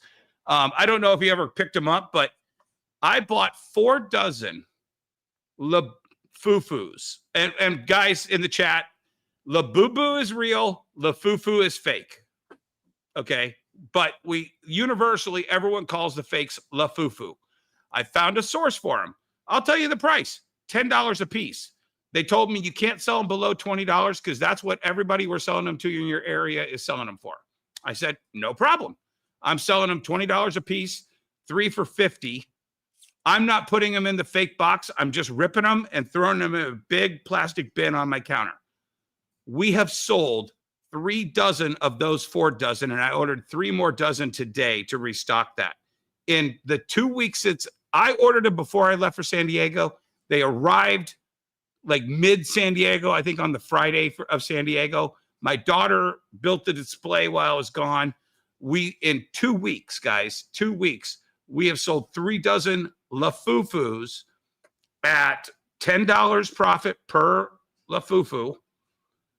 And I don't think I would get that if I was approved by Labubu and had to sell them at And what was the cost, Jesse? What were they? So I didn't get so until you get approved, you don't get to see the cost, right? But it was very disappointing. Oh, we don't feel comic book stores are the right place to sell this. And I thought you could only sell if you were a Pop Mart. I thought that was a Pop Mart product. So it's not even a Miniso product. Miniso is a Pop Mart franchise, and they are not allowed to sell them. Only Pop Mart vending machines are allowed to, and they don't even allow that anymore. And if you want to get it at Pop Mart, an actual official Pop Mart, you have to get one of the launches online, purchase it there, and then buy it at the store. There's so many hoops, but like I said, guys, $360 profit in 2 weeks, and I just ordered 3 dozen more. By the time the wheels fall off of this trend, I will have made more money off of the fake than I could have ever off of the real and not being able to get them. So what are you going to say, Dennis, when there's comments that say, well, you're selling fake product? It's not a fake. It's really not a fake product. It's a lookalike product. It's a lookalike. So it doesn't say it's a Labubu. It doesn't say that. I sell it as a Lafufu. Okay. Right. Okay. That's important. I do not say Labubu anywhere. Okay. Good. Good. And it's, to me, it's a novelty because, and I'm just thinking, dude, I don't care if you have a fake. I don't care if you have a fake Louis Vuitton bag. Yeah, neither do I. Yeah. Okay. To me, it's like, oh, I go to the flea market and there's a $20 Louis Vuitton bag. Okay, I know it's fake. When I'm selling Lafufus at $20, when everybody else knows that these are $60 to $80 Labubus, nobody is thinking this is a real one. They're thinking, I just want to have one of these hanging off my purse like all the other people on TikTok. Yeah. Yeah, so this was from Pop Mart North America team. That's the response back from them. So apparently comic book stores aren't in the mix. Well, supposedly, one of our viewers, shout out to Lisa, she says that, Lisa Noble says that comic shops in New York have them. I wonder if they're selling fake product, saying it's real. The important thing is, like, I get it. If you're going to sell them, again, it goes back to that question, what do your customers want? But you have to tell them that they're fake, that they're not the real thing. Yes. And the thing is all of our signage says Lafufu. We don't pretend they're real, but and yes, it's a justification. Yes, it's the fame of, but I see a big. Let's go into that. Sanjay says the tidal wave cosplay. Ladies and gentlemen, this Thursday we're going to have a special Industry of Comics episode with Darren Davis of Tidal Wave to come on and talk about everything that's going on with the Fame books and Tidal Wave in general. So make sure you guys, join us for that. It's a special edition of the Industry Comics live Thursday night. So that's going to be very interesting to hear, what going forward Tidal Wave is going to do. They know they hear everybody out there loud and clear. Trust me. They hear what's going on. They hear what the industry is saying, what the buyers are saying, what the retailers are saying, positive and negative. So it's going to be very interesting to hear from Darren, who we've had on the show before. We like Darren. We had a great episode with Darren. We felt that Darren was good for this industry when we had that episode, and he's going to face a couple tough questions. But I think this is a good place for him to come on and give a statement about what he feels as the company owner and running Tidal Wave of what they're going to do in the future and moving forward. So that'll be this Thursday. And we don't have enough time to talk about tonight, but I will tell you, I'm at a point with you got to give companies a chance to actually perform before you throw them under the bus, and you rally troops to discourage that person. Go ahead. No, that's all. But it's why we used the word redemption in tonight's. Did we use the word redemption? We didn't, but you can now. Yeah. Okay. So, we called it redemption because everyone has a chance at redemption. Brian, I mean, Christ's sakes, man. You know, anybody could have written you off 5-7 years ago and we wouldn't be here today. Okay. Everyone has a shot at redemption. On the infamous Ant episode, you watch that again. I was giving him every out to come around to the way I felt that somebody in his position should have been. And then there was just like this snap, and that snap was when I snapped, and, you know, it was the wrong thing to do. However, going forward, I don't know if the chat has noticed this, but I have taken that as kind of a moment that I don't want to go against. And you can look at it tonight as however you want, but every question that we asked Eben was answered with as good. I mean, he screwed up. We all know he screwed up. Red Hood's never going to let us forget that he screwed up. Okay. And I love Red Hood better than I love Eben. And he's never going to let us, but every chance that we had to re-educate to where we think he should be, he took that in stride. Mm-hmm. And he asked us what he thinks. And that's the point of what this show is.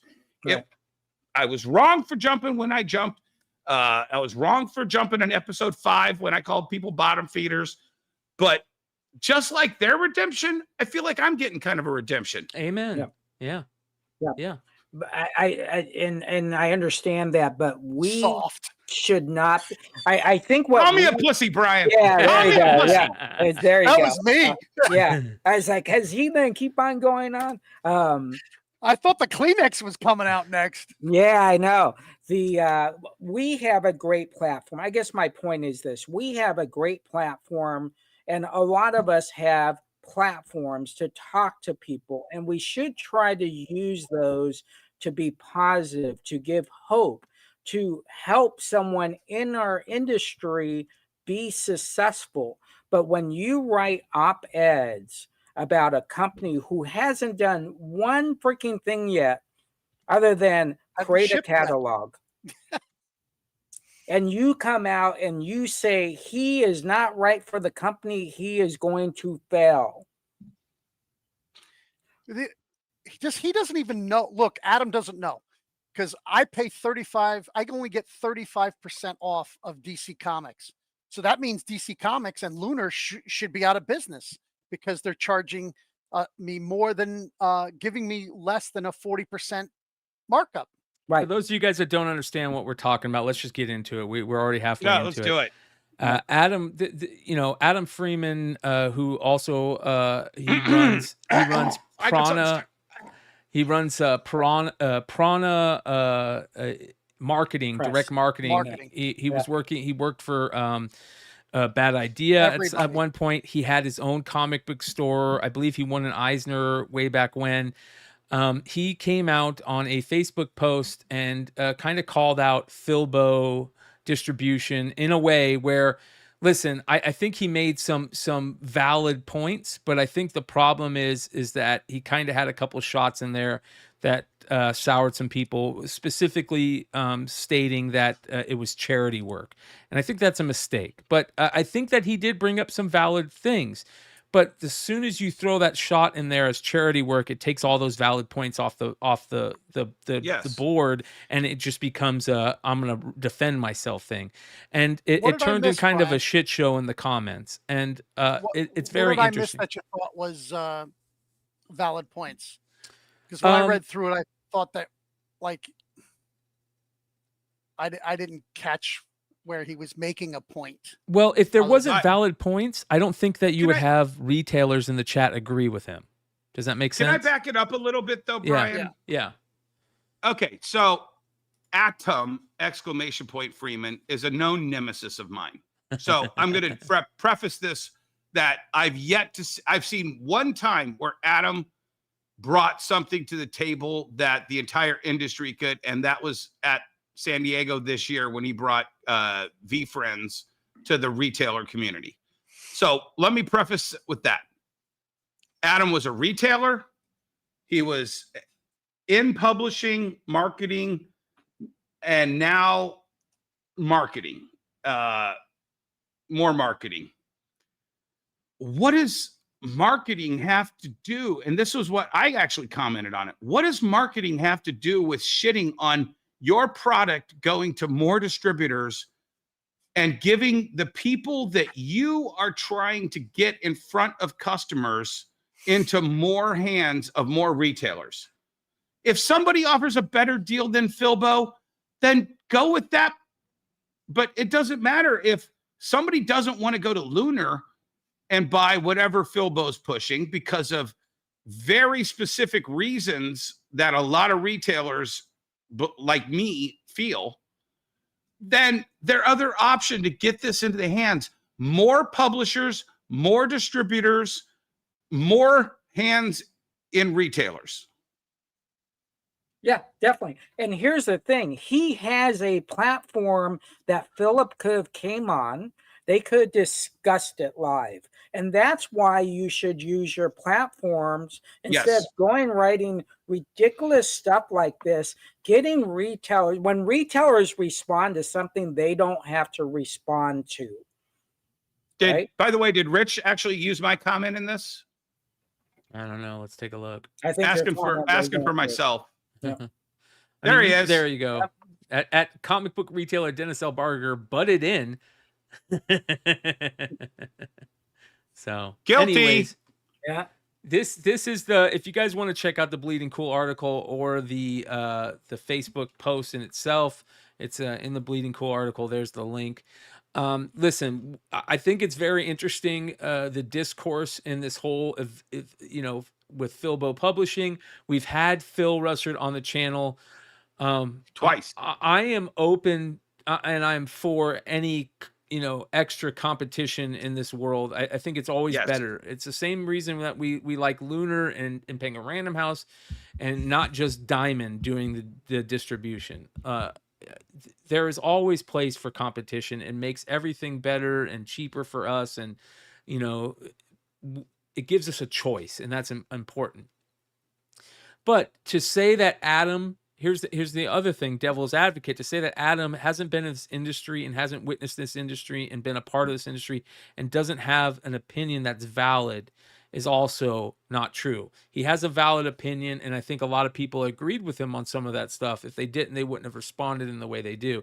I think that at this point, unfortunately, that a discourse between the two on a show isn't going to happen because there's already some, listen, let's be honest, both Phil and Adam both are, a little bit hot-headed in their own right sometimes, and there's already some anger there. I don't think it's gonna happen in a way that is good for a show. Yeah, it's just gonna turn into a shit show. But at the same time, it's interesting to talk about and to see where we're gonna head in this industry. It's part of the dialogue that we're trying to have. Yes, and here's the thing: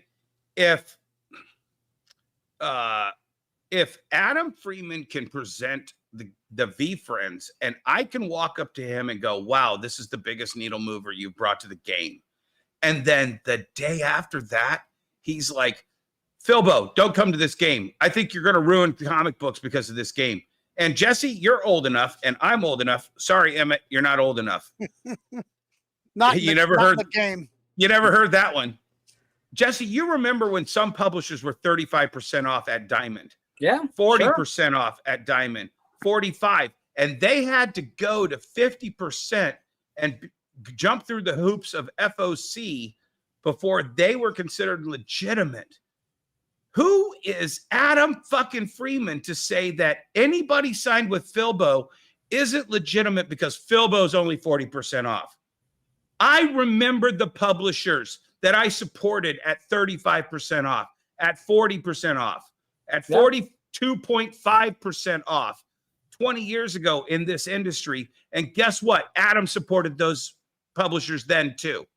Exactly. And here's 45%. Image is 45% now. Yeah. And here's the thing. How many times have we said, oh, we don't have that book. We've ordered the book for the consumer wherever we got it. Maybe we did pay $5 for that $6 book. And we still just said, hey, don't worry about it. Why? Because that's how we take care of customers. So when we say, well, the margins aren't right, well, you got to know what your turn rates are before you talk about margins. And if you're only ordering 2 books for 2 consumers, but those 2 consumers are happy, guess what? That's an extra $10,000 a year. Yep. So don't tell me about someone can't be successful with the margins they offers, and end it with a very simple statement. He can't be successful in this business. It's not up to him. It's up to the retailer. I will give credit where credit is due. Adam did come out and put an update on one of his posts where he said, through conversations with Philip, I now understand that it's possible for retailers to get that 50%. I recommended to him and recommend to any publisher or distributor that they make sure to communicate rather than be dismissed as unprofitable. So we'll see how this all, ends up. Did he just bring that back up? Yeah. There's a key in that. Exactly. You missed it, Brian, and Jesse and I caught it. Go ahead, Jesse. Recommended to him and recommend to any publisher or distributor that they make sure to communicate, then rather be dismissful as unprofitable. Who dismissed them as unprofitable? That's the question, right? Adam. Well, I'm guessing this might be the red flag at the end of the fucking race. Yep. I'm wondering if either Adam or a friend of Adam's went to Philbo and said, I want to be carried in Philbo. And if Phil might have said, I don't know if you're moving enough product for us to be able to carry you. And that's what spurned. Emmett, do you remember when we had the conversation? And Jesse, we had it. Sorry, Brian, we have conversations without you sometimes. And I was like, what is his end game to this? Where's the axe to grind? Where's the axe to grind? That was the red flag at the end of the race. I'll tell you, I talked to a lot of small publishers at San Diego, and I pitched to some of them that were like, oh, you just call us and we'll send you. I'm like, you're going to send me 2 books? I'm like, have you looked into Philbo? And 2 of the small press guys said, yeah, he can't take us. He's inundated and he has to wait until it gets a little bit more flushed out. He can't take any more right now. Right. He said the guys were Midnight. Well, I mean, we talked to Emmett. You and I talked to Rocket Ship, and they have a different business model. And guess 100%. what? There's so many people in this industry that have their own way of doing things. It's not this rigid, Watusi. There's only one way to do it. One way to do this anymore. It's all in the wind. You're talking to somebody who makes more not selling new books than I ever made selling new books. Yep. Yeah. That's a new way of doing it. Jesse, Emmett, we all have a different way of doing it. And so does Philbo. Yeah, exactly. And just give them the opportunity to either fail or be successful. That's all I'm asking. Let someone have that opportunity. You got to show Jesse, Brian, because I think Jesse said it best, and he took a little flack for it. All props to Jesse. You had the perfect response. Right. Yeah, I gave it some time, and usually I don't. Hey, Emmett, you want to answer Alex's question about is everybody happy with Lunar? Oh, yeah, I didn't get my Lunar books this week, and I looked up. I said, "Oh, maybe I screwed up because it's happened." I'm an old man. Did I do that? And I look, and they actually even printed a UPS label for it. So I checked the tracking. We've never picked it up. So I send them, they got right back to me. I have to give them props for that because I have sent emails in the past and they just go into the ether. This, they got right back. They said, just put in for shortages that you didn't receive anything. He says, I'm already going to work on an emergency shipping. So we'll see when I get it. But had a problem. They did handle it, but it kind of sucks that I don't have Batman, Absolute Batman Trade, which drops tomorrow or today. Where are we at today? Yeah, today. I won't have it. There's 2 very cool ash cans they sent out as well for free. They're awesome. Both mine came damaged, but they're already sending out new ones. So here's what Jesse said. Why our industry will never be at its finest. We have bullies who don't even give someone a chance to get their brand the opportunity to grow, either fail or succeed. To post that they aren't right for the industry before they start performing is just arrogant. It's a lack of understanding of how industries grow and succeed. I am hoping this gentleman reflects on their post and maybe realizes he is the problem and why our, not his, industry grows by working together and not rallying others to defy. Not understanding cost, either 10% or to 50% turn rates and sell through is how companies succeed, is amazing to me. It's simple. You weren't going to buy from them in the first place because you're not even a store owner. You just want to wave your sword and suppress the industry even more for some clicks and views. Don't care if I get one comment on this post, just had to say what was on my mind since yesterday. Yeah, I just think at the end of the day, you use your platform to help others. But when that's what we're doing right now. Yeah, exactly. And at the end of the day, so many people emailed me and it was all positive. I never got a negative email from one person. And this is what drives me nuts. People that commented on his was positive commenting on mine. Yours, yeah. Because they didn't really understand what he was saying. They were like, oh, this is bad? Okay, this is bad and I hate it too. Yeah. Yeah. And it's like, how can you say it's bad? You haven't got a shipment yet. There hasn't been a shipment yet. Right. How many publishers out there or distributors out there, and I probably shouldn't say this because Lunar and Penguin are like this, but a new publisher who says, whoa, I can't take any more. Let me get through my first period of shipping, and then we can see if we can pick up more people. Yep. It's kind of like the company we had on who decided to get his boxes last. I don't know if he decided to get his boxes last, but his boxes came in last. Yeah. You're going to have to pivot real fast, and it can't be, well, some of you then get this day and some. No. You got to go to that fulfillment company and say, get it done. So, hey, Dennis, you've watched Gary V forever. Do you think Gary V would have thought that was a smart post for Adam to make? No, not at all. Yeah. And guess what? I watched probably an hour of Gary V at the National. That guy wants to uplift every industry he touches. Even though he can be a dickhead. Well, no, but stop it. Yeah. But he didn't make a post. Topps Chrome boxes are $3,600. That's fucking stupid, Topps. He's like, hey, look, if you want to buy it, buy it. I'm going to invest in vintage cards while the modern cards are at this level. Are super hot. This is the time to buy vintage. Oh, God, yes. Yeah.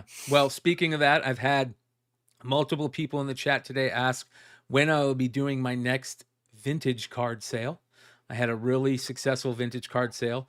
I had planned on doing sales Sunday and Monday. Life happens. Some things happened where I couldn't do that. So this upcoming Sunday, I will not be doing a card sale, but I will be doing a ton of comic books. What's going on here? Why isn't this moving? A ton of comic books that I got signed at San Diego, including, these beautiful Joe Benitez, Lady Mechanica books. I got a lot of very rare variants signed. I got a lot of San Diego books signed. These will all be available Sunday and Monday. I'll be on eBay Live and on Whatnot both days. I'll be doing card sales on both platforms at some point as well, but most likely I'll stick to eBay Live at first for the card sales, just to because I've already done a couple sales on that. But a lot of these beautiful books will be available, including I have a ton of Sveta Shabina variants from San Diego that I picked up, and I'll be sharing 50% of the proceeds with her, which is going to be awesome. I'll give you guys more updates on that sale. So I'll have a lot of Natalie Sanders books, Will Jack signed books from the con, Joe Benitez signed books, Art Adams signed book, Lobos signed books. Mark Brooks. I had some Mark Brooks really cool signed books that his very first cover he ever did, which he geeked out on. will be available. These are the very first books Lobos ever worked on when he was like 18 or 17 years old. A bunch of really cool books that will not be started at $1 because I'm not that crazy, but these are books that you can't get anywhere else. So I will also have a few of the Suspiria variants that we did at San Diego, which sold out, but we each got a couple sets for ourselves. This beautiful Bill Sienkiewicz autographed books as well. So that will be upcoming this Sunday. And you know, give me a follow on right here on YouTube, you guys, because I dual stream all the live sales. If you follow on YouTube, you hit that bell to be notified when for everything that I post. You will get updated and links for all these sales. This is one of the books I got at Comics Pro. That What was the last one? Bat City? No, the Toxic Avenger one. This one right here. Yeah, that's Toxic That was Avenger. the Retailer Summit one. Yeah, I got that one at the Retailer Summit, signed by Matt Bors. Okay. So yeah, these are just most of the signed books that will be there. And by the way, chat, 117 watching and 47 likes. I am disgusted. So look at that. You thought I was going to call out the other guy. I'm calling you out. Chat. That's signed by Stan Sakai and Julie Sakai right there with. Awesome. Yeah, awesome. Yeah.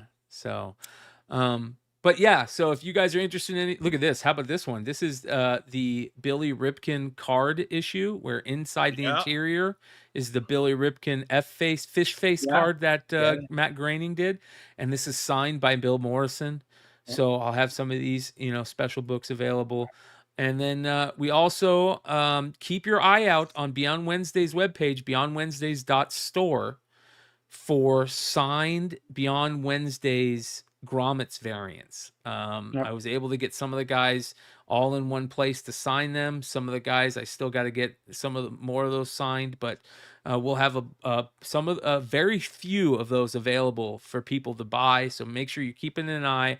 BeyondWednesdays.store, where we'll be putting some of those up. But yeah, we'll have a lot of signed books. Jim Chung, I got Jim Chung to sign a bunch of Young Avengers. Brian Polito signed Lady Death and Nakayama Lady Death. That's a Jim Shooter signed book that I've decided to keep. Yeah. But you know, Walking Dead signed books by Adlard and Kirkman and Tony Moore, all kinds of stuff that will be. Some of these will be available in our next sale Sunday and Monday. So. You know what I've noticed over the last, I would probably say the last 2 years. 2 years ago, if you showed a signed thing, do you have a COA? Do you have that would be a constant conversation. I don't have anybody ask anymore. Yeah. It almost seems like people just know you're not going to have a COA. And even if you did, it technically probably doesn't even matter at this point. Yeah. In New York, it's still a big thing. Well, here's the thing. For the vast majority of these, I do have COAs. All the books that I got signed at the event, I have COAs for. Shout out to my boy Big Leg, who is a CGC signature. I forget what they call those. Yeah. So a bunch of these I do have COAs for. Not all of them, but for the vast majority of them that I got signed there, like these Maria Wolf books, I'll have COAs for, and so that's very cool. But you know. So looking at this, did you walk around with a backpack? What did you do? What I did is I for the first 3 days I had books in a store folio. Look at these beautiful Art Adams signed books right here. I had books in a store folio, and I would take about 30 books each day and try to get as many of those signed as possible. By the last day, I had a short box that I took with me, and I would just go back to the table, you know, fill up a store folio of the short box, go get them signed. Okay. But it was really shitty because on the last day I had to carry that full short box. Right. All the way back to, you know, our place, and man, it was tough. But I mean, look at those. Look at this right here. This right here is Mark Brooks' very first cover he ever did, and when I put it on the table in front of him, he was shocked. Absolutely shocked. Right. Absolutely, he couldn't believe it. It was awesome. The look on his face was phenomenal. What is this? This is Darren Davis's Atlas. Yeah. Darren Davis. This goes all the way back. Shout out to Darren Davis at Tidal Wave. Been an industry vet a long time. He did this series called Atlas with Avatar Press after he was no longer with Image. Wow. And in this issue number 1, there are 2 Mark Brooks covers, this being the very first one he did, and also a very early Scotty Young cover. So, Darren has been part of this industry a long time, and that's what this is. So, yeah, I got those signed by Mark Brooks. It was a lot of fun. You guys know me. I love variants, but I love more than anything. I love creator firsts, and I was lucky to get some really good creator firsts. But check this out. Bill Sienkiewicz kind of tripped out on this. I brought the promo Resident Evil #1, and I even brought this. I should have had him sign the coupons as well, but he tripped out on this. But yeah, a lot of rare creators. But look at this, Elvira signed by. I mean, are you kidding me? Sienkiewicz. Oh yeah. So a lot of crazy books, and that was the fun part to me. There's the for those of you guys that don't know, there's the coupon. Let me show you the coupon that comes with right there. That's the coupon that you had to have in order to get that promo. But I didn't have him sign it. I should have. But anyways, that was the fun part. Listen, that has become a big part of the industry for a lot of guys, especially with live streaming, is getting books signed at cons, because not everybody can make it to a con. It's expensive to go to San Diego. It's expensive to stay in San Diego. It's expensive, and it takes a lot of work. I mean, I saw Big Leg hustling his ass off to get books signed at San Diego to sell at those days. And it was very interesting to watch. And that's a big part of this industry right now. And people are really into it. So that will be upcoming Sunday and Monday. And then this upcoming Thursday, after our special program with Darren Davis of Tidal Wave, I'll also be having a live sale, whether it's cards or comics, I don't know yet. Make sure you are following the YouTube channel, subscribe, hit the notification bell for all, and then you will get notified every time I go live. And if I'm selling, if I have a live sale, the link to join in on that live sale will be in the live chat, and you can partake in the live sale. So, yeah. And also don't forget, folks, when you go to Beyond Wednesdays and you go to the Industry of Comics, you can actually just hit all, and we'll show you all the shows that we've had and all the guests that we have. It's very, very impressive to see that long list, and that's on all Brian's shows. But if you just go to the header for Industry of Comics, and you just go down a little there, and you well, yours is a little bit different than what mine looks like. How do you get just to the Industry of Comics? You just go to playlist, right? Yeah, there you go, playlist. There you go. Here's the playlist, and then here's every Industry of Comics show is in here. 78 episodes on the Industry of Comics. So I don't know where. Yeah. Oh, those include the specials. They include the specials. Yeah, exactly. Yeah. 78 episodes, including 3 specials that we've done. And I mean, the list is unreal. Rob Liefeld, Ethan Van Sciver, Brian Polito, Billy Tucci, Rich Johnson, Ross Ritchie, Philip Sablik. It goes on and on and on, and you guys can check them all out in that one list. Go sub up to the channel. If you guys are just checking out the channel, perfect timing, Alex, with that $5 super chat saying, thank you all. Great show. I couldn't said it better myself. And that being said, we love you guys. We'll see you tomorrow night. Adios. Yep.